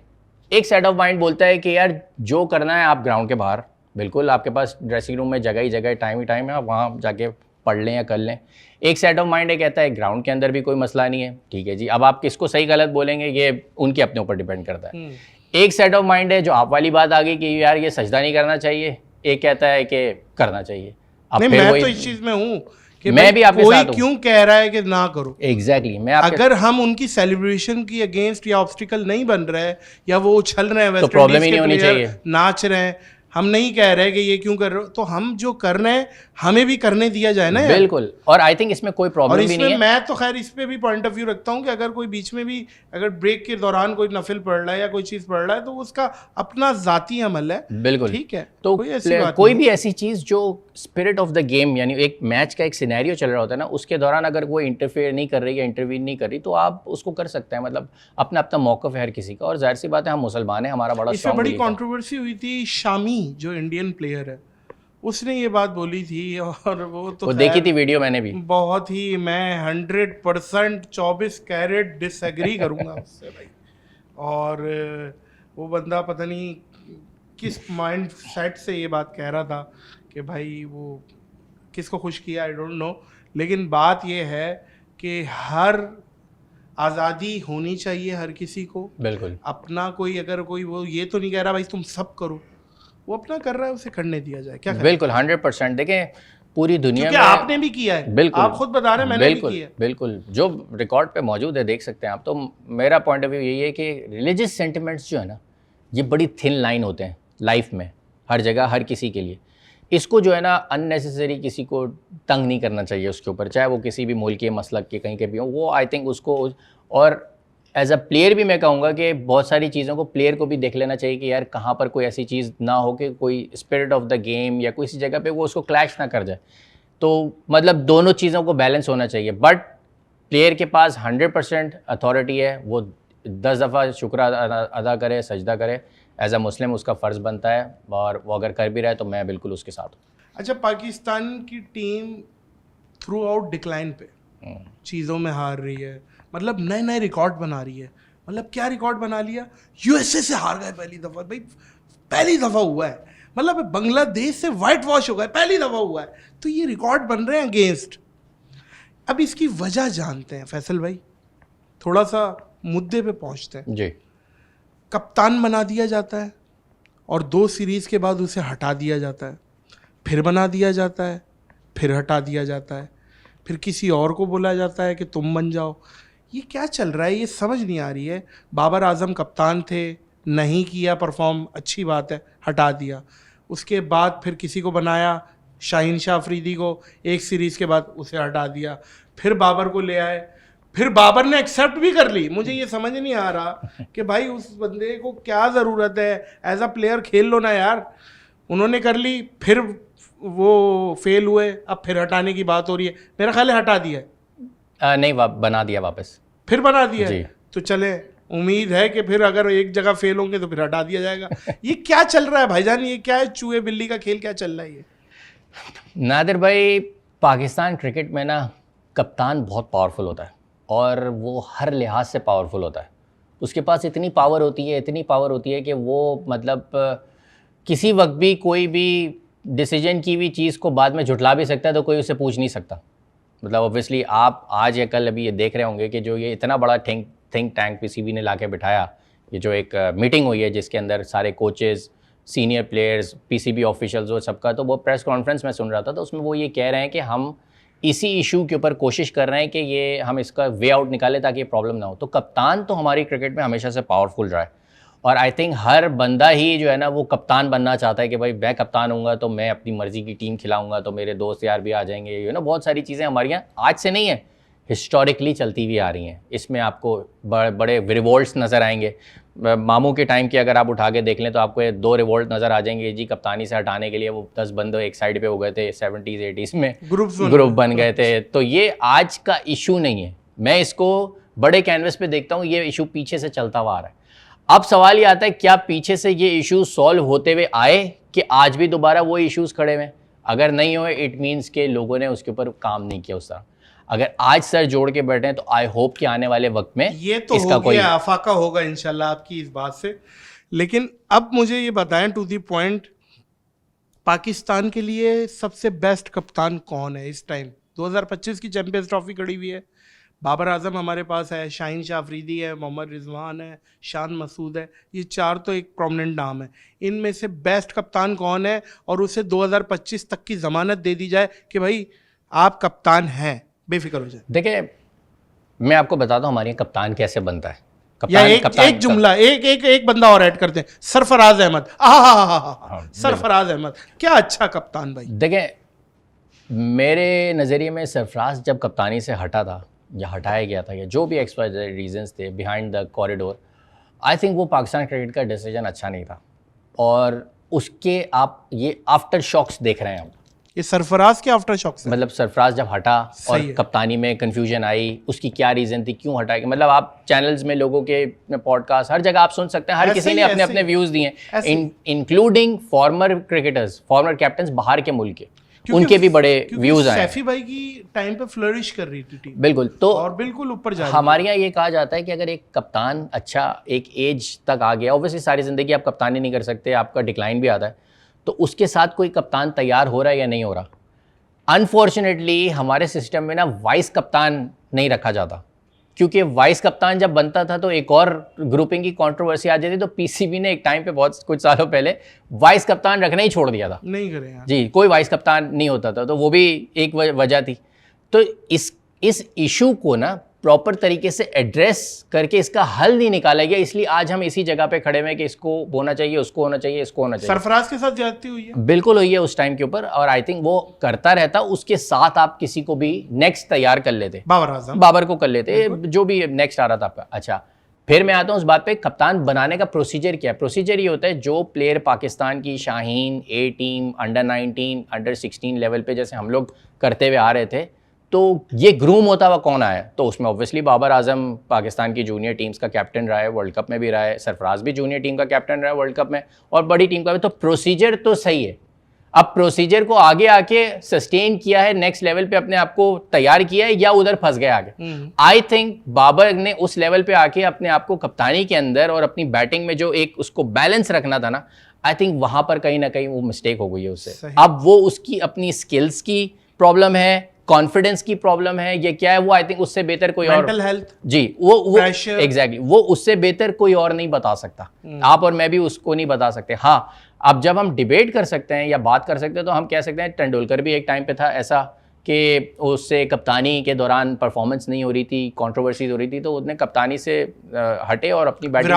विराट कोहली की एग्जांपल है आपके साथ, जावेद मामू की मिसाल है पाकिस्तान हिस्ट्री में कि उन्होंने, उनके जब 2 दफ़ा उनके ऊपर हुआ तो उन्होंने कहा कि मैं इमरान खान की कप्तानी में खेलने के लिए तैयार हूँ for the better of Pakistan cricket. तो ऐसे डिसीजंस जो है ना आप तब लेते हैं जब आपका व्यू जो है वो वाइडर पर्सपेक्टिव की तरफ होता है। कौन, ये तो हो गई बात, सॉल्यूशन एंड पे आते हैं। अब 2025 के लिए बेहतर कप्तान कौन? देखिए, पाकिस्तान क्रिकेट बोर्ड ने आज इनफैक्ट कल अनाउंस कर दिया है, आपका बाबर आजम चैंपियंस ट्रॉफी के लिए कप्तान है और शान मसूद जो है वो आपकी टेस्ट क्रिकेट के लिए कंटिन्यू है कप्तान। ये तो अभी इनको ने अनाउंस कर दिया है इनको। अब जब इनको अनाउंस कर दिया है, अब इसमें क्या प्लस है क्या माइनस है तो बात की बात है। हमें एज अ क्रिकेटर और क्रिकेट फैंस, अब जब ये अनाउंसमेंट आ जाती है तो हमें सपोर्ट हमारी बनती है। अब सपोर्ट का रिटर्न किसने देना है? प्लेयर्स ने। आपकी हमारी एक्सपेक्टेशन किनसे होनी है? कैप्टन से, प्लेयर से, कि भाई आपको हमने दोबारा ट्रस्ट किया है, तो अगर वो मिस्टेक्स जो आपने पहले किए हैं काइंडली उसको रिपीट ना करें, क्योंकि अगर दोबारा नजर आएंगे तो फिर आपका क्वेश्चन मार्क उन पे वापस भाई, ये दोस्ती यारी कल्चर नजर ना आए, एक टीम होके खेले, लड़े, नजर आए कि भाई कि कुछ एक स्ट्रेटजी से जाया जा रहा है, कोई विजन है। भाई ये सारी चीजें, हार जीत तो देखें पाकिस्तानी कौम मान ही लेती है फैसल भाई। बात ये अभी देखें ना, हमारा एक दुख है जो हमारी फीलिंग्स में निकल के आ रहा है कि यार हम नहीं चाहेंगे कि पाकिस्तान जीते यार, ग्रीन शर्ट जीते, लेकिन डिसअपॉइंटमेंट इतनी बड़ी कि अभी मेरे जो कंटेंट देखते वो भी ये कह रहे थे कि भाईजान मैंने मैच देखना छोड़ दिया। बिल्कुल सही और बात। ऐसे बहुत सारे लोग हैं कि हमने कहा है कि यार छोड़ो, दफा करो यार, क्या है, डिसअपॉइंटमेंट ही तो है, छोड़ो। नादिर भाई, जैसे आपको डिसअपॉइंटमेंट है, आपका खून जोश मार रहा है पाकिस्तान के इस सिनेरियो में, तो आप सोचेंगे यार मेरा जोश नहीं मार रहा होगा इस चीज में, ये देखते हुए कि यार ये क्या कर रहे हो भाई, ये क्यों हो रहा है, ये कहाँ जा रहे हैं, कर रहा होगा जैसे उस बॉलर को बॉल लगी थी ना यहाँ, सबके मारू। बॉलर नहीं था, बैट्समैन था। सॉरी, बॉलर ने मारी थी बैट्समैन को। आपका दिल कर रहा होगा मैं मारूं सबको। तो आप ये कह सकते हैं कि आपके जज्बात बिल्कुल सही हैं, और हमारे भी जज्बात, मेरे भी जज्बात आपके जैसे ही जज्बात हैं। अब इसमें हम अपना रोल क्या प्ले कर सकते हैं अपनी जगह, वो हमने देखना है। मेरा रोल जहाँ तक है, मेरी कोशिश है कि जो गैप कम करने की बात होती है कि जी डोमेस्टिक और इंटरनेशनल का गैप हमें कम करना है प्लेयरों का, आई थिंक उसमें प्लेयरों के ऊपर बहुत डिपेंड करता है, जो हमारे ख़ास तौर से सीनियर प्लेयर्स हैं। और इम्प्रूवमेंट जो है आपकी वो डोमेस्टिक क्रिकेट से ही आनी है, इंटरनेशनल से नहीं आनी। अच्छा, लड़कियों की क्रिकेट टीम पे आ जाते हैं अच्छा तो आप हंसे क्यों है? वो बस आपको देख के हंसी आ गई। मैंने मुझे देख के क्यों हंसी आ गई? आप हंसे तो मैं आपको देख के हंस गया हूँ। लड़कियों की क्रिकेट टीम पे आ जाए, जी, इनकी कोचिंग लड़के क्यों कर रहे हैं? मुझे ये समझ नहीं आ रही है। इनकी कोच भी लड़की होनी चाहिए भाई। एक कोई सीनियर प्लेयर निकले और वो ही कोचिंग करे, या पाकिस्तान से बाहर से कोई फीमेल स्टाफ आए और वो कोचिंग करे, तो मैं समझता हूँ रिजल्ट आउट होगा। बिल्कुल आपका ओपिनियन अपनी जगह बिल्कुल सही है। अगर हम वर्ल्ड क्रिकेट में हमारी वुमेंस क्रिकेट को देखें तो ऑब्वियसली हम इतने आगे तक इवॉल्व नहीं किए हैं इतने सालों से खेलने के बाद। अभी पाकिस्तान की वुमेन टीम बड़ा अच्छा खेली है, साउथ अफ्रीका को उन्होंने अभी जो है वो हराया मैच, और कोचिंग स्टाफ सारा मेल था। चारों कोचेज़ जो हैं वो हमारे पाकिस्तान के फॉर्मर क्रिकेटर्स हैं, टीम के साथ लगे हुए हैं। तो मतलब आपका पॉइंट एक जगह अपनी जगह, आप जीन्स के पॉइंट ऑफ व्यू से तो आप कह सकते हैं कि मेल फीमेल, बट आपको पाकिस्तान क्रिकेट के लिए देखना है कि हमें फ़ायदा किससे है। अगर हमारे पास कोई, देखिए फॉरेन मेल कोचेज़ भी बाहर से आके वुमेन टीम के साथ काम किया उन्होंने, फॉरेन फीमेल ट्रेनर्स भी आई हैं बाहर से जिन्होंने पाकिस्तान वुमेन टीम्स के साथ काम किया। अब सवाल ये बनता है क्या हमारे यहाँ वुमेंस की जो क्रिकेट है वो इम्प्रूवमेंट की डायरेक्शन में जा रही है या नहीं जा रही है। अगर नहीं जाएगी तो आप वुमेन की भी कोच ला के लगा देंगे ना, तो उससे कोई फ़र्क नहीं पड़ेगा। हमारा एक्चुअल इशू है स्ट्रक्चरल प्रॉब्लम, जिसमें पीसीबी बहुत कोशिश कर रहा है किसी तरीके से वुमेन क्रिकेट बेहतर हो, और बेहतरी की तरफ जाती हुई नज़र आ रही है। और आई होप जिनका भी आपने नाम लिए जो हमारी फॉर्मर क्रिकेटर्स हैं, अगर वो कोचिंग के अंदर लेवल्स करके इंटरेस्ट लेती हैं तो डेफिनेटली वो पाकिस्तान क्रिकेट को बेहतर करने में रोल प्ले। बहुत सारी टीम्स फीमेल क्रिकेट की भी व्यूअरशिप बढ़ गई है बहुत। जी, अब हम देखते हैं बहुत खूबसूरत फीमेल क्रिकेटर्स हैं जो इंग्लैंड की हम तक पहुंचती हैं, कि उनकी वीडियोस वायरल होती हैं, ऑस्ट्रेलिया की। और आप गोरों को देख के इम्प्रेस हो जाते हैं, मुझे लग रहा है। मैं तो क्रिकेट देखता हूँ कि भाई क्या कमाल है, और ख़ास तौर पे फीमेल क्रिकेट अच्छा खेल रही है, ये एक कमाल चीज़ है। बिल्कुल। तो पाकिस्तान की फीमेल वर्ल्ड कप भी कोई जीतेंगी तो इससे आई एम श्योर कि एक इजाफा होगा और फीमेल्स का रुझान बढ़ेगा क्रिकेट की तरफ। बिल्कुल, देखिए फीमेल क्रिकेट, आपने भी बाहर के मुल्क का नाम लिया है, आप हैरान होंगे ये सुन के। मैं इंग्लैंड में भी जब लीग क्रिकेट और ये खेलता था तो वहाँ की वुमेन क्रिकेट का आपको पता है उन्होंने क्या रूल बनाया हुआ है। मेंस की जो टॉप टीम होती है प्रीमियर डिवीजन क्लब क्रिकेट के अंदर और एज लेवल्स में, 11 लड़कों की मेन की टीम में एक वुमेन प्लेयर उनकी खेलती है जी। यानी उनकी एक वुमेन प्लेयर हर एज ग्रुप के अंदर, एक उन्होंने बनाया हुआ है रूल डिफरेंट लीग्स के अंदर। तो आप देखें वो लोग अपनी ग्रूमिंग किस तरीके से कर रहे हैं। अनफॉर्चुनेटली हम ये हमारे कल्चर में नहीं कर सकते। हमारे यहाँ ज़्यादा से ज़्यादा ये किया जा सकता है, जो करते भी हैं लोग, कि वुमेंस को आप मेंस के साथ, जो थोड़ा सा कम एज के जो प्लेयर्स होते हैं उनके साथ उनके अगेंस्ट खिलवाएं, तो उनका गेम जो है वो थोड़ा नेक्स्ट लेवल पे बेहतर हो सकता है। तो हमारे यहाँ वेज़ हैं, कर सकते हैं। अब उसके ऊपर स्ट्रैटेजी बनाएं, स्ट्रैटेजिस्ट को लेकर आएँ, या जो भी लोग जिनको नॉलेज है अगर उनको साथ लगाएं तो डेफिनेटली रिजल्ट्स आ सकते हैं। अच्छा, ये जो कंपैरिजन कल्चर है कि भाई 2 इनिंग 3 इनिंग अच्छी खेल ली, भाई ये हमें ये मिल गया, भाई बहुत बड़े सीनियर क्रिकेटर का नाम ले, इंजमाम मिल गया भाई हमें नया, अब हमें ये मिल गया है। विराट कोहली से बहुत कंपेयर होता है, ये धोनी से कंपेयर होता है, सचिन तेंदुलकर से कभी कोई कंपेयर होता था। आप ये कंपैरिजन समझते हैं कि प्रेशर बिल्डअप होता है? जैसे ख़ास तौर पे बाबर को किया जाता है कोहली से, किसी ज़माने में अहमद शहजाद को भी किया जाता था, उमर अकमल को, आप फिर हंसे नहीं मैं उमर अकमल को भी किया जाता था, इसमें कोई दो राय नहीं। उमर अकमल बहुत टैलेंटेड प्लेयर, 360 प्लेयर है, और उनकी भी क्रिकेट मेरा ख्याल है तबाही हुई है। वो और बहुत सारी सर्विसेज दे सकते थे, लेकिन अनफॉर्चुनेट है। ये कंपैरिजन जो है, ये मीडिया जो प्रेशर डाल देती है, उसका क्या कहते हैं? देखें, ये मैं अपने पर्सनल एक्सपीरियंस आपको बता सकता हूँ। जब मैं आया था तो एकदम से लोगों की एक्सपेक्टेशन मुझसे जावेद मामा वाली लगी हुई थी। अच्छा, कि जी ये दूसरा जावेद मियां था। तो ये पहले तो मैं तो खुद ही इस चीज़ से कुड़ता था कि भाई ऐसा हो नहीं सकता है। तो जब दूसरे प्लेयरों की बात की जाती है तो आई थिंक यहाँ पर गलती जो हमारे यहाँ करते हैं ना लोग, ये शऊर रखने वाले मीडिया के जो लोग होते हैं, या जो एक पर्सपेक्टिव बनाते हैं, आई थिंक ये उनके डोमेन में बहुत जाता है कि वो सडनली जो है ना किसी के साथ कंपेयर कराना शुरू कर दें। अच्छा, फिर उसके बाद वो अपने प्रोग्राम्स में खुद भी बोल रहे होते हैं कि नहीं, ऐसे प्लेयरों को जो है वो किसी के साथ नहीं मिलाना चाहिए। तो यहाँ पर हमारा सिस्टम खुद कंफ्यूज्ड है, यानी जो लोग ये व्यूज़ बनवाते हैं या ऐसी बात करते हैं वो खुद ही कंफ्यूज हैं। पहले वो कह रहे हैं, नाम लेके कंपेयर कर रहे हैं, और थोड़े दिन के बाद वो अपने ही किसी प्रोग्राम में बोल रहे हैं कि ये नहीं होना चाहिए। तो आप फिर अंदाज़ा लगा लेना कि डायमेंशन कौन बना रहा है। तो करना भी गलत है, उस प्लेयर के साथ भी ज़्यादती है, और आई थिंक ये कहना भी गलत है। देखें, इंडिया में बड़ी अच्छी एक बात मैंने सुनी थी, जब विराट कोहली और तेंदुलकर के रिकॉर्ड्स की तरफ जा रहे थे तो किसी ने उनसे सवाल किया वहाँ के लोगों से, तो सर विराट ने खुद बड़ी ज़बरदस्त बात बोली कि मैं तेंदुलकर के मतलब कहीं पर करीब अपने आप को समझ ही नहीं सकता। और सेम वही बात तेंदुलकर ने गावस्कर साहब के बारे में बोली थी जब वो उनके ट्रैक रिकॉर्ड की तरफ जा रहे थे। ये तो हम्बल हो जाते हैं। तो हमारे यहाँ जो है ना, हमारे लेजेंड्स को नीचा करने वाली ये आई थिंक मैं समझता हूँ बात है कि आप उनके साथ कंपेयर करवाना शुरू कर दें उनके रिकॉर्ड्स। अच्छा प्लेयर, अच्छा लेजेंड वो होगा जो अपने अंदर रिकॉर्ड रखेगा कि यार मुझे वहाँ पहुँचना है, लेकिन वो बोलेगा नहीं कभी भी, वो हमेशा अच्छी बात बोलेगा जो आपको इन प्लेयरों से नज़र आती है। हमारे यहाँ अनफॉर्चुनेटली इस चीज़ का फुकदान होने की वजह से हमारे यहाँ ये सारी प्रॉब्लम्स खड़ी होती हैं। अच्छा फैसल भाई, आपका सबसे फेवरेट बैट्समैन एक पाकिस्तान का, एक बंदे का? आई थिंक मैं पाकिस्तान के अंदर अगर जिनको देख के हमने क्रिकेट को लेकर, तो ऑब्वियसली मेरे मामू जावेद मियां और इंजमाम भाई, इंजमाम उल हक, इंजी भाई, क्योंकि ये हमारे 92 वर्ल्ड कप के वो हीरोज़ थे जिनको हम देख के आ रहे थे उस वक्त। Favourite bowler? और फेवरेट बॉलर पाकिस्तान के अंदर तो नो डाउट वसीम भाई one of the best allrounders के अंदर। एक और बता दें। और इंटरनेशनली जो है ना, मैं अगर आप मुझे इंटरनेशनल कोई प्लेयर का नाम लें तो स्टीव वॉ, शायद आपको याद हो, ऑस्ट्रेलिया के एक बड़े ज़बरदस्त बैट्समैन होते थे, वो मेरे ग्रेट प्लेयर्स रहे। हमारे प्लेयरों की एक बात बड़ी ऐड करूँ, आपसे पूछा जाता है ना कि हमें किसी को रोल मॉडल बनाना है। हमारे लड़के रोल मॉडल नहीं बना रहे हैं किसी को, हमने रोल मॉडल्स बनाए थे।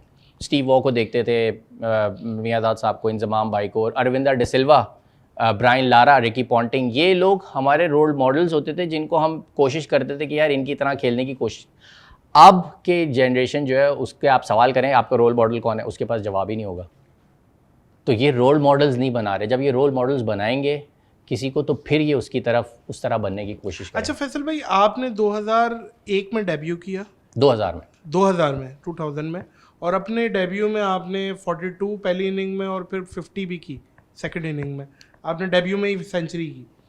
अच्छा, उस वक्त ये एरा था स्टार्स का, सारे स्टार्स हैं, मतलब अब किन किन के नाम लें उस वक्त जो टीम में थे, तो उस वक्त का स्टार और आज के स्टार में मतलब आपको क्या लगता है? जैसे अब मिसाल दूँ मैं, शुएब अख्तर या शाहिद अफरीदी की, आज बाबर आजम है या शाहीन शाह अफरीदी है, क्या है क्वालिटी स्टार्स कहाँ हैं उस वक्त के ज़्यादा कि भाई एक बंदा आउट हो रहा है तो स्टेडियम पूरा बाहर जा रहा है, कौन है भाई? शाहिद अफरीदी आउट हो गया भाई। तो ये वाला स्टारडम आप देखते हैं कि लैक कर रहा है पाकिस्तान में? नादिर भाई, थोड़ा सा ना पब्लिक को बताना है स्टारडम है क्या, स्टार बनता कैसे? स्टार बनता है मैच जिताने के बाद। वाह! आप जब तक मैच ही नहीं जिताएंगे तो आप स्टार थोड़ी कंसिडर किए जा रहे हैं। सही, वो अपनी पर्सनल इनिंग, वो आप एक स्टार क्रिकेटर कहलाएंगे, आप सुपर स्टार नहीं कहलाएंगे। वाह वाह वाह, जिसको रोल मॉडल बनाना है। सही। तो हमारे यहाँ जो प्रॉब्लम है, मेरे एरा में जब हम आ रहे थे तो ये सब सुपरस्टार से मैच जिताए हुए, वसीम भाई को देखो, वकार भाई को देखो, इंजी भाई को देखो, ये शाहिद सब अफरीदी शायद, हाँ उन दिनों मतलब जब मेरा डेब्यू होता था उस वक्त नए नए आए हुए थे वो भी। हाँ। मैं बात कर रहा हूँ 90s के उस एरा के लोगों की जो उस वक्त हम देख के जिनको आ रहे थे। तो इन्होंने 92 वर्ल्ड कप में मतलब वो लोगों के मैच विनिंग परफॉर्मेंस से वो सुपरस्टार्स खिला रहे थे। और मैच विनिंग परफॉर्मेंस ये वन ऑफ नहीं होती हमारे यहाँ, एक्चुअली वन ऑफ इनिंग या वन ऑफ स्पेल से वो उसको मैच विनर कंसिडर करते नहीं। उसके बाद 10 इनिंगें जो हैं वो 0 जा रही हैं और 10 इनिंगों में विकेट लेस हैं, तो वो कहीं बैलेंस नहीं हो रहा। वो लोग कंसिस्टेंसी पर करते थे, एक मैच छोड़ के एक मैच फिर जिता दिया, फिर आउट कर दिया, रिवर्स स्विंग पर आके पूरी टीम उड़ा दी, स्पिन ने एकदम से आके पूरी टीम उड़ा दी। तो वो लैग कर रहा है तब में और अब में। आज भी अगर ये लड़के शुरू कर दें मैच जिताना, क्या आप हम सब की 1 मिनट में ये हीरो नहीं बन जाएंगे? अगर ये बाबर आजम वर्ल्ड कप जीत जाते हैं, या चले वर्ल्ड कप हटाएं, चैंपियंस ट्रॉफी ये जो आ रही है 2025 की, मैं फैसल भाई आपको लिख के देने को तैयार हूँ कि बाबर आजम बहुत बड़े पाकिस्तान के स्टार बन जाएंगे, इसमें कोई दो बिल्कुल कोई दो राय नहीं है। लेकिन नादिर भाई फिर सवाल आता है वहीं, जब तक ये मैच फिनिश करके बाहर नहीं आएंगे, मैच विनर, बात समझ रहे हैं मेरी, मैच जिता के आना है, रिजवान को भी मैच जिता के आना है, बीच में नहीं छोड़ के आना, बाबर को भी मैच जिता के आना है, बीच में नहीं छोड़ ओपनर जितवाता है या मिडिल ऑर्डर वाला जितवाता कोई भी जो उस दिन खड़ा हो गया। ये जो कॉन्सेप्ट है ना कि ओपनर ने रन बना के स्टैंड दे दिया और फिर ओपनर तो नीचे तक खेलेगा, तो उसके लिए तो बैटिंग सबसे ज़्यादा आसान हो गई है।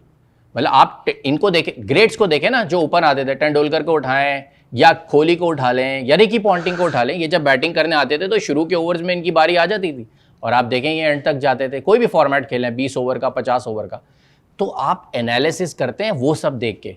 हमारी अनफॉर्चुनेटली लड़के, आप अभी सीनियर प्लेयर से भी सुन रहे होंगे, तबसरों में भी सुन रहे होंगे कि यार मैच की पोजीशन बना के जो है ना वो आउट होके आ जाते हैं विकेट थ्रो करके। तो ये चीज़ जिस दिन ख़त्म हो गई ना, और वन ऑफ नहीं, मैं फिर रिपीट कर रहा हूँ, वन ऑफ परफॉर्मेंसेज नहीं, कंसिस्टेंटली जो है आपको अपने स्पेल से और अपने रन से मैच जिता के बाहर आना है, तो आप उस जगह पर आ जाएंगे। चाहे वो बाबर हो, चाहे वो रिजवान हो, चाहे वो शाहीन हो, चाहे वो कोई नया लड़का हो, सऊद हो, कोई भी लड़का हो, वो मैच विनर बन जाएगा। हमारे डेब्यू की भी आपने जिक्र की बात की, तो वो क्या था, हमारे एरा में एक मैच मिलता था उस वक्त, ये था कि भाई डेब्यू मैच पे जो करेगा वो फिर आगे जाएगा। तभी आपने सुना एक एक मैच वाले प्लेयर बहुत हैं। तो हमारे जहन में था कि डेब्यू मैच पे तो करना ही करना है। तो अल्लाह का शुक्र है पहला मैच और दूसरा मैच, दोनों मैच में परफॉर्मेंस की, तो हम फिर लाइन में लगना शुरू हुए। बट मैं फिर भी तो बताएं, जब बॉल आ रही है पहली दफा और प्लेयर भाग रहा है और वो बॉल करा रहा है और आप खेल रहे हैं खड़े में, वो मोमेंट क्या होता है? आप बॉल को फॉलो करते हैं, जब वो बॉल कराता है उसके हाथ को फॉलो करते हैं, आप देखते किसे हैं कि मतलब क्या देखना है? देखिए नादिर भाई, ये अल्लाह की तरफ से ना एक सलाहियत है हर प्लेयर को अपनी खेलने की। जैसे आप क्रिकेट खेलते हैं ना, बैटिंग करते हैं, बॉलिंग करते हैं, बैटिंग का मैं कह सकता हूँ, तो अल्लाह की तरफ से एक सलाहियत है उस बॉल को जज करने की कि वो हाथ दे के खेल रहा है या वो पिच पर खेल रहा है या वो स्विंग देख के खेल रहा है या वो बॉल का एंगल देख के खेल रहा है, वो क्या करे, ये उसका टैलेंट है। जब वो उस टैलेंट के ऊपर कमांड हासिल करनी शुरू कर देता है ना, तो फिर वो उसको नेक्स्ट लेवल पे लेके जाता है। कि फ़र्ज़ करें एक बैट्समैन हाथ दे के खेल रहा है, अब वो उसने एक्सपीरियंस और कमांड इतनी ले ली है कि अब वो उसके बाद हाथ के साथ अब पिच, यानी बॉल जहाँ टिप्पा खा रही है वो देख के भी खेलना शुरू कर दिया उसने। उसके बाद उसने कमांड हासिल कर ली स्विंग, यानी जिसको आप देखते हैं ना, बॉल की शाइन होती है, एक तरफ शाइन होती है, एक तरफ, फिर आपने वो देख के भी खेलना शुरू कर दी। फिर स्पिनर जब आता है तो वो अपना हाथ छुपा के लाता है गुगली करने के लिए, ये करने के लिए, दूसरा करने के लिए, फिर आपने उसके ऊपर कमांड लानी है। तो ये कमांड जब आप लेकर आते हैं तो हाथ देख के खेलते थे। हमें सिखाया ही ये गया था कि जब आप बॉलर कितना भी बॉल छुपा के लाता है ना, लेकिन वो हमें सिखाया था मामू ने, जो सबको सिखाया बाद में, कि वो कितनी भी अपनी शाइन छुपा के लिया है, जब वो हाथ अपना यहाँ ले आएगा ना, उसके बाद वो बॉल नहीं छुपा सकता, चाहे वो फास्ट बॉलर है चाहे वो स्पिनर है। तो आपने हाथ को देख के खेलना है लास्ट मोमेंट पे, पॉइंट ऑफ रिलीज। और वो आपकी असेसमेंट जो है ना वो इतनी अच्छी होनी चाहिए कि स्किल आपकी इतनी अच्छी होनी चाहिए कि आप फिर उसके ऊपर खेलें। तो ग्रेट प्लेयर्स जो होते हैं, जो ग्रेट प्लेयर्स बनते हैं, वो ये सब चीज़ें देख के खेल रहे होते हैं। कभी बॉल लगी आपको? बहुत बॉलें लगी हैं, फील्डिंग करते हुए लगी हैं, रिब्स नहीं अल्लाह का शुक्र है, फ्रैक्चर वगैरह कभी नहीं हुआ।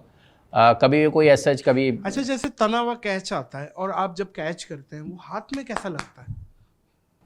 ऑब्वियसली आपने लगता है, लेकिन वो ऊपर से आने वाला कैच नहीं लगता, फिर वो सामने से आने वाला लगता है। जैसे आया और फौरन यूं, वो जो सामने आपके, जब आपको थ्रो फेंकेंगे तो वो बॉल की जो फोर्स है वो सीधी आप पे तेज़ आ रही है, तो वो हाथ में लगता है। लेकिन जो ऊपर से बॉल आ रही होती है तो वो एक थोड़ा सा अपनी पेस कम करके जो है ना वो आहिस्ता आहिस्ता नीचे आ रही है। लेकिन हार्ड बॉल वैसी इतनी सख्त होती है तो वो लगती है। पाकिस्तान की हिस्ट्री का सबसे अच्छा कैच बताएं जो आपको अभी तक याद रह गया हो, किसने किया सबसे अच्छा कैच? सबसे अच्छा कैच शाहिद भाई ने भी किया था, वो जो आगे जाके 2009 चैंपियंस ट्रॉफी, एक शादाब ने भी किया था कोहली का, और शुएब मलिक बहुत अच्छे फील्डर थे पाकिस्तान के। अच्छा जी, फिर इसी तरीके से और भी बहुत सारे पाकिस्तान में कम ही फील्डर अच्छे रहे। मैं भी वही सोच रहा हूं, फील्डर ज्यादा अच्छे वो रहे क्वांटिटी में। क्योंकि आप अक्सर कभी बॉलर्स को देखें तो बेचारे जो है वो उनका कैच छुटते हुए ही नजर आ रहा होता है कि उन्होंने बड़ी अच्छी एज लगाया है या कैच या राइट टाइम पे जो है वो छुटते हुए ही नजर आया। अच्छे कैचेस में अगर देखा जाए तो सेफ हैंड्स में विकेट कीपर ही आपको नजर आते हैं कि जिन्होंने कैचेस बड़े अच्छे अच्छे लिए हैं। तो आई थिंक अगर उसमें आप देखें राशिद लतीफ़ हमारे जो फॉर्मर कैप्टन रहे हैं, उनके साथ मुझे खेला भी हूँ मैं, तो उनके कैचेस की कलेक्शन बहुत अच्छी थी।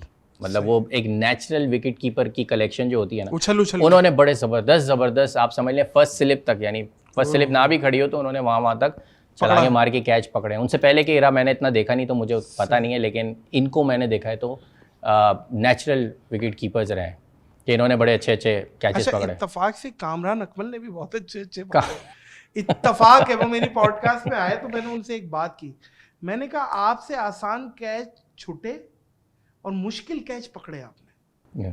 वो बोले हाँ एग्री करूंगा। मैंने कहा आसान कैच यूं आ रहा है छुट गया आपसे, लेकिन ऐसा मुश्किल कि हम बोलेंगे कामरान अकमल नहीं पकड़ेगा, लेकिन पकड़ लिया भाई।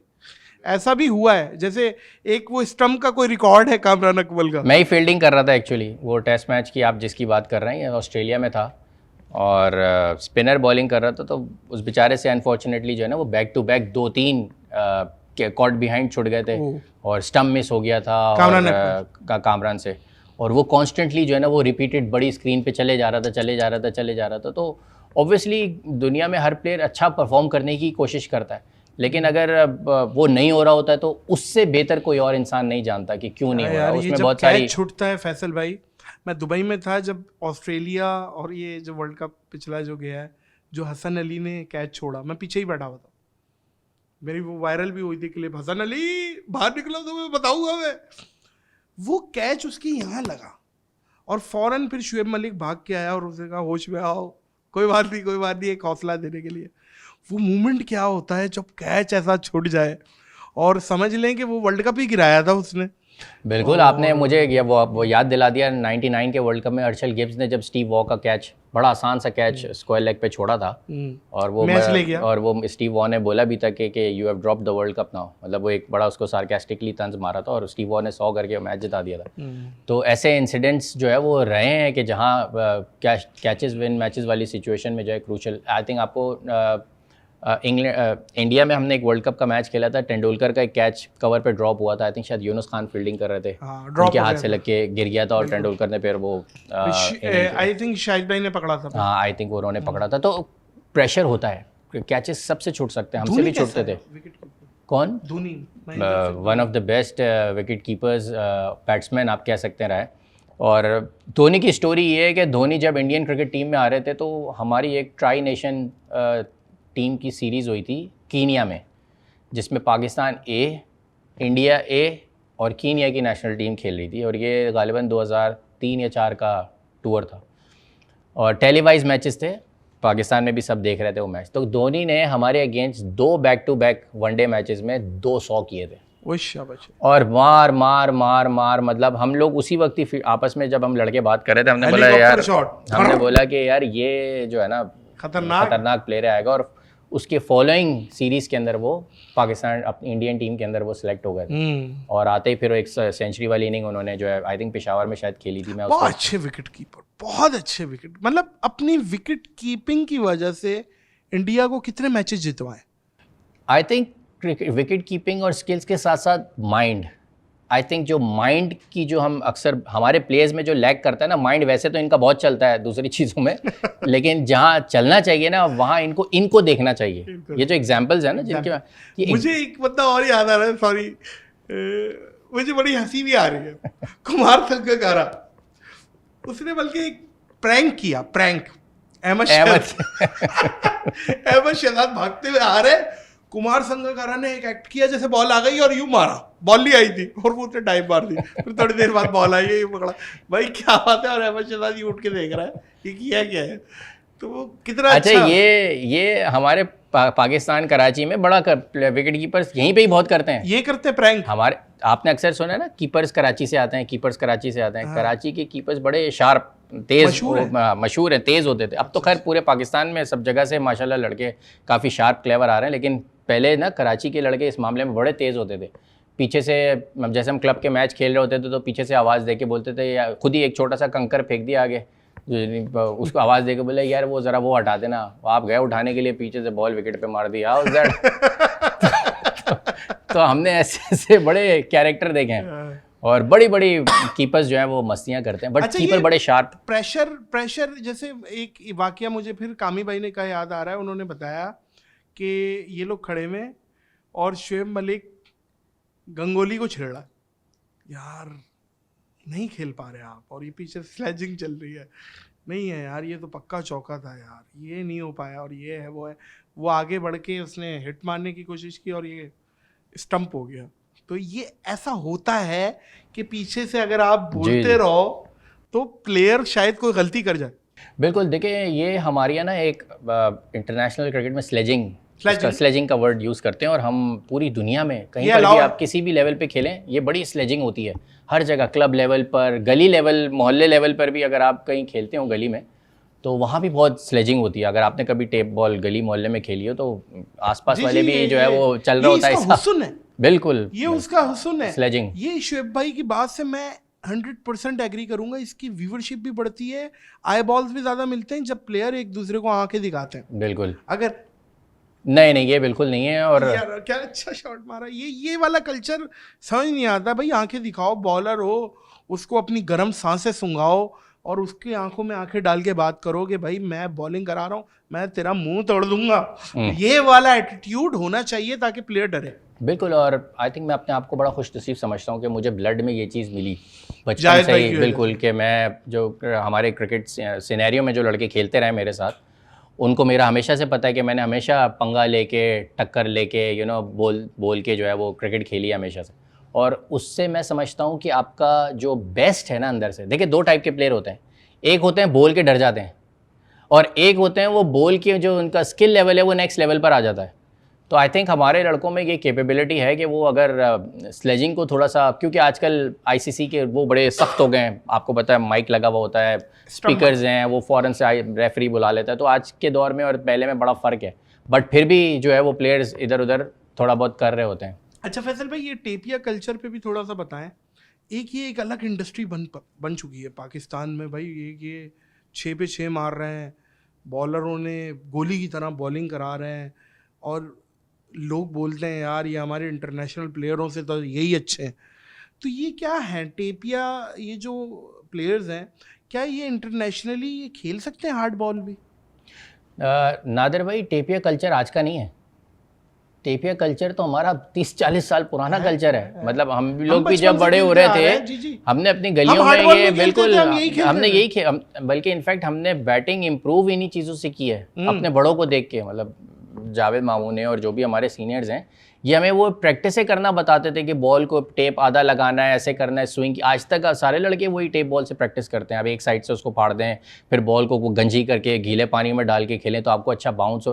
तो ये टेप बॉल क्रिकेट ने हमें फ़ायदा पहुँचाया है, और इतना फ़ायदा ना, ये बताएं इतना ना, लोग बच्चे देख रहे हैं वो जी बिल्कुल रिवर्स स्विंग कैसे होती है? बिल्कुल लड़के करते हैं, और ये एक साइड से जो टेप होता है उसका थोड़ा सा आप उसको जो है ना फाड़ दें या कम लगाएं। पानी में क्या बोल रहे हैं? और पानी में ये कि जो बॉल होती है ग्रीन होती है, आपको पता है, उसको पूरा गंजा कर दें तो वो गंजी बॉल हो जाती है। तो उसको आप पानी की बाल्टियों में रखें और फिर उसको करें तो आपको ऐसा लगेगा कि ऑस्ट्रेलिया की पर्थ की पिच के ऊपर आप बैटिंग कर रहे हैं। तो हम लोगों ने ये सब चीज़ें अपने एरा के अंदर की, जिससे अल्हम्दुलिल्लाह हमें भी फ़ायदा हुआ। और मैं तो कोशिश करता हूँ, क्योंकि अब कोचिंग रोल के अंदर मैं आ गया हूँ, तो मैं बैट्समैनों के साथ ज़्यादातर काम करता हूँ। जब तो मैं उनको इन्हीं सारी चीज़ों के ऊपर जो है अपनी टेक्निक को इम्प्रूव करने की बातें करता हूँ। हम मोहल्ले में खेलते थे जब, तो मोहल्ले की गलियाँ आपको पता है कैसी होती हैं, टी टाइप बना हुआ होता है, उसमें भी हम 3-3 स्लिपें रख के जो है वो प्रैक्टिस करते थे, खेलते थे। तो ये कल्चर हमारा बहुत अच्छा है, और इस कल्चर को अपनाने के लिए इंग्लैंड और ऑस्ट्रेलिया ने अपनी स्ट्रीट क्रिकेट मुतारिफ करवाई। आपने अगर कभी देखा हो, ये हमारी एग्जैक्टली अभी भी कुछ सालों पहले उन्होंने अभी भी फिर कोशिश कर रहे हैं वो कि वो स्ट्रीट। तो हम तो बहुत फॉर्चुनेट हैं कि हमें स्ट्रीट क्रिकेट के प्लेयर मिलते हैं। अब ये उनके ऊपर डिपेंड करता है कि वो खेलते अपनी किस्मत नसीब से कहाँ पहुँच रहे हैं, क्लब में पहुँच रहे हैं। अच्छा फैसल भाई, ड्रेसिंग रूम के थोड़े से मामलात बताएं। ड्रेसिंग रूम क्या होता है अंदर? क्या खाने वाने भी होते हैं? क्या बूफे लगा हुआ है? क्या एनी टाइम चल रहे हो आप, खाना वाना भी खा रहे हो, बैठे हुए हो, लेटे हुए हो, बेड भी लगे हुए हैं? क्या मामलात हो रहे होते हैं, क्या है? नादिर भाई, ड्रेसिंग रूम किसी भी स्पोर्ट्स टीम या क्रिकेट टीम, जो टीम गेम होता है, उसके लिए बहुत इंपॉर्टेंट होता है।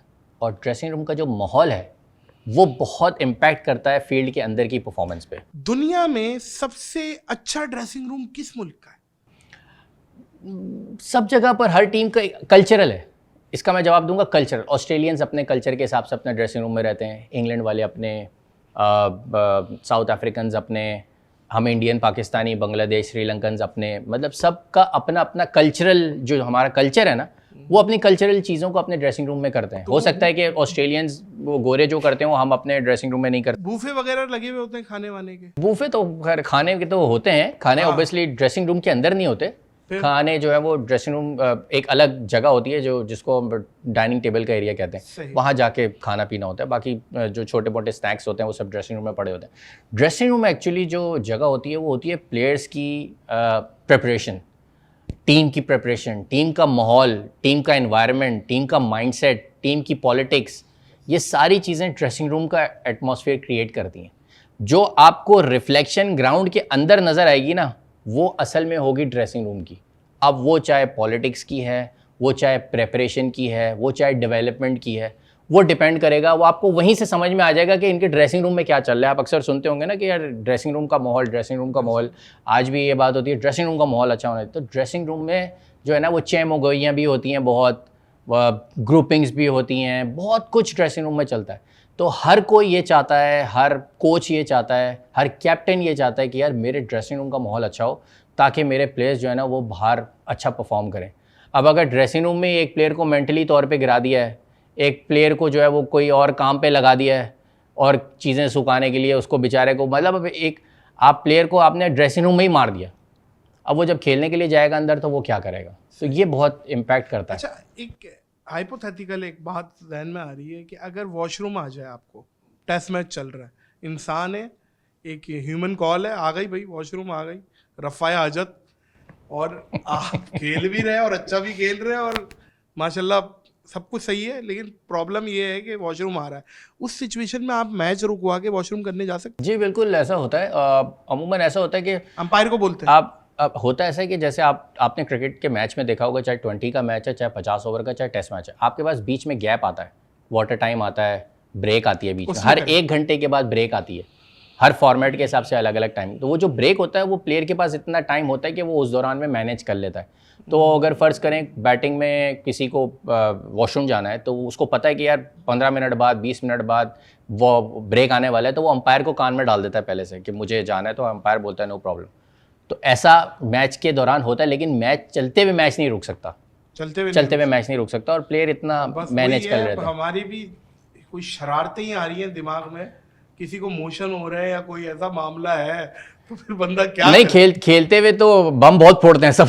अच्छा जैसे कहते हैं ना बजूके, हम कहते हैं वो, हाँ बस वो तो चल रहा होता है दबा के, मतलब हम लोग मस्तियां भी कर रहे होते हैं। हाँ। जैसे कभी टेस्ट मैचेस होते हैं तो आपने देखा है अक्सर मैं क्लोज इन कैचिंग हेलमेट पहन के कैच वैच पे बैठा होता था, तो हम बातें कर रहे होते हैं, तो इधर उधर बैट्समैन को तंग कर रहे होते हैं, बैट्समैन उल्टा कभी हमें भी तंग कर रहा होता है।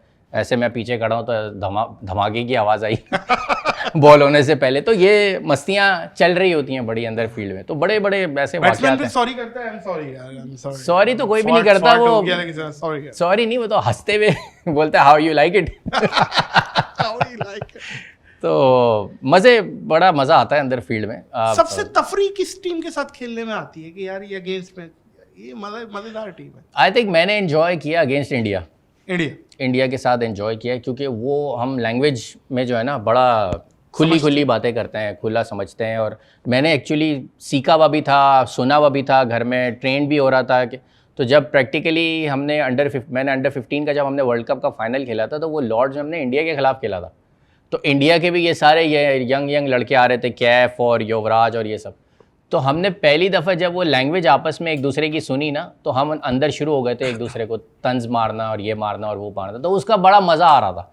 आपकी जो परफॉर्मेंस है वो आपको नेक्स्ट लेवल पे लेकर आती है। तो मैं समझता हूँ कि किसी भी पाकिस्तानी प्लेयर को अगर अपने आप को चेक करना है ना इंटरनेशनल लेवल में, वो किस लेवल के पाए का प्लेयर है, तो वो इंडिया के ख़िलाफ़ कंसिस्टेंटली बड़ी इनिंग खेले या बड़े स्पेल करे, बैक टू बैक, ये नहीं वन ऑफ, जितने उसको चांसेस मिलते रहे वो खेलता रहे, करता रहे, तो वो अपने आप को एक पाए का प्लेयर फिर समझेगा, क्योंकि आपका बेस्ट आता है अगेंस्ट इंडिया। आपके टाइम पे इंडिया का वो कौन सा प्लेयर है जो स्लेजिंग सबसे ज्यादा करता था? सारे करते थे, सबसे ज्यादा सारे क्या करते आपको थे। याद रह गया हो यार ये बहुत ज्यादा करता है? मैंने आई थिंक इंडिया के खिलाफ 5-6 मैचेस खेले हैं खेले हैं आप? जी, 5-6 मैचेस खेले हैं और माशाल्लाह in India also? In India and in Pakistan. हाँ, जब वो yes. 2 दफ़ा यहाँ आए थे, 4 में भी 6 में भी। 4 में भी और 6 में भी, और 3 में एक दफ़ा हम ए टीम के टूर पे गए थे वहाँ इंडिया में। तो वहाँ ए टीम की ट्राई नेशन सीरीज़ थी, इंडिया पाकिस्तान श्रीलंका। तो वो बड़ी कॉम्पिटिटिव सीरीज़ थी क्योंकि ए टीम के अंदर उनके भी वो नेक्स्ट आने वाले लड़के थे और कुछ टीम से ड्रॉप हुए थे, हमारे भी आने वाले लड़के और ड्रॉप। तो बड़ी पाए की क्रिकेट हुई थी हमारी वहाँ पर। तो उसमें मैंने रियलाइज़ किया कि यार मतलब जो है ना हमारे में कैपेबिलिटी है कि आप अपने आप को टेस्ट तब करते हैं जब अपना बेस्ट करके आप असेस करें ना कि यार मैं ये कर सकता हूँ, मैंने ये कर दिया है, तो मेरे में ये कैपेबिलिटी है इस लेवल को टच करने की। तो वो चीज़ें जो है मुझे अंदाज़ा हुआ था परफॉर्मेंस करने के बाद कि हाँ यार। इंडियन बैटिंग लेजेंड आप किसे समझते हैं? मतलब एक बंदा जो सबसे top of the line, cake की चेरी, सचिन तेंदुलकर, विराट कोहली, इन दोनों में से किसे? देखिए हमारी असेसमेंट, ये मैं अपनी बात करूं, मेरी जो असेसमेंट है ना, हम सबको सामने रख के करते हैं जिनको हमने देखा हुआ है थोड़ा थोड़ा। गवास्कर साहब को भी देखा हुआ है थोड़ा थोड़ा, उनके एरा एंड में जब जा रहे थे उन वीडियोज़ में देखा है। फिर आप उन एरा के प्लेयरों की क्रिकेट देखते हैं कि उन्होंने किस तरह खेली। आपने अक्सर सुना होगा कोई पिचों पे रोल नहीं होता था, हेलमेट नहीं थे, थाई पैड्स नहीं होते थे, नो बॉल का कोई कॉन्सेप्ट ही नहीं था उस वक्त, इतनी बड़ी बड़ी नो बॉलें होती थी तो कोई पूछने वाला नहीं था। तो उस पाए के प्लेयर उस वक्त जब उनके अगेंस्ट खेलते थे उनकी क्या परफॉर्मेंसेज रही हैं। फिर जब क्रिकेट थोड़ी सी आसान होना शुरू हुई, जब फास्ट बॉलर्स के लिए मुश्किल टफ हो गई, उसमें तेंदुलकर का एरा आया, फिर विराट कोहली का एरा आया, हमारे वाले बहुत सारों का एरा आया। आई थिंक उनके यहाँ सबसे बेस्ट अगर आप देखा जाए, मैं आई थिंक उनकी जनरेशन के अंदर 3-4 लोगों को ही देखता हूँ ऑब्वियसली। देखिए गवास्कर साहब तो उनके बेस्ट ऑफ द बेस्ट हैं, उसके बाद तेंदुलकर ने उनको नेक्स्ट लेवल दिया और तेंदुलकर के बाद रोहित और विराट कोहली ने नेक्स्ट लेवल दिया। लेकिन इनके बीच में इनके पास राहुल द्राविड आए थे। राहुल द्राविड को आपने देखा होगा, मैं पर्सनली तौर पे राहुल द्राविड का बड़ा फ़ैन रहा हूँ और मेरे उनसे बड़े अच्छे ताल्लुकात भी हैं। उन्होंने बड़ा अप्रिशिएट भी करते थे, बहुत डिसेंट बंदा। और वो आप जैसे कभी मैं उनसे पूछने के लिए भी गया कि मुझे थोड़ा सा आपने देखा कुछ बताया, उसने बड़ा खुशी बताया भी। तो ये ऐसे पाई के प्लेयर उनके जो है ना वो उनकी क्रिकेट में रहे। द्राविड आई थिंक मैं कहूँगा कि one of the best players में से इंडिया के मैंने देखा है तेंदुलकर वगैरह के बाद। क्या बात है, क्या बात है फैसल भाई, कमाल है जी। आप से मिलके ऐसा नहीं लग रहा कि हम पहली दफ़ा मिले, और आप यकीन करें कि हम तो आपको अपने जब स्कूलिंग टाइम थे जब से ही देखते आ रहे हैं और हम बड़े डेडिकेशन से देखते थे। देखिए हम डिसअपॉइंट हुए हैं फैसल भाई आपकी क्रिकेट से। हम आप लोगों को देखते थे और फॉलो भी करते थे और एक एक चीज़ देखते थे। उस वक्त आप लोग हारते थे ना तो नज़र आता था चलो यार लड़के हार हैं। अब तो चीज़ें ही समझ नहीं आ रही कि क्या हो रही है। खैर पाकिस्तान को भी best wishes, Pakistani cricket team को, तमाम प्लेयर्स को बेस्ट विशेस, बाबर आजम को बेस्ट विशेस, पूरी पाकिस्तानी यूनिट को बेस्ट विशेस के आगे इंशाल्लाह जीत मुकद्दर बने इनका।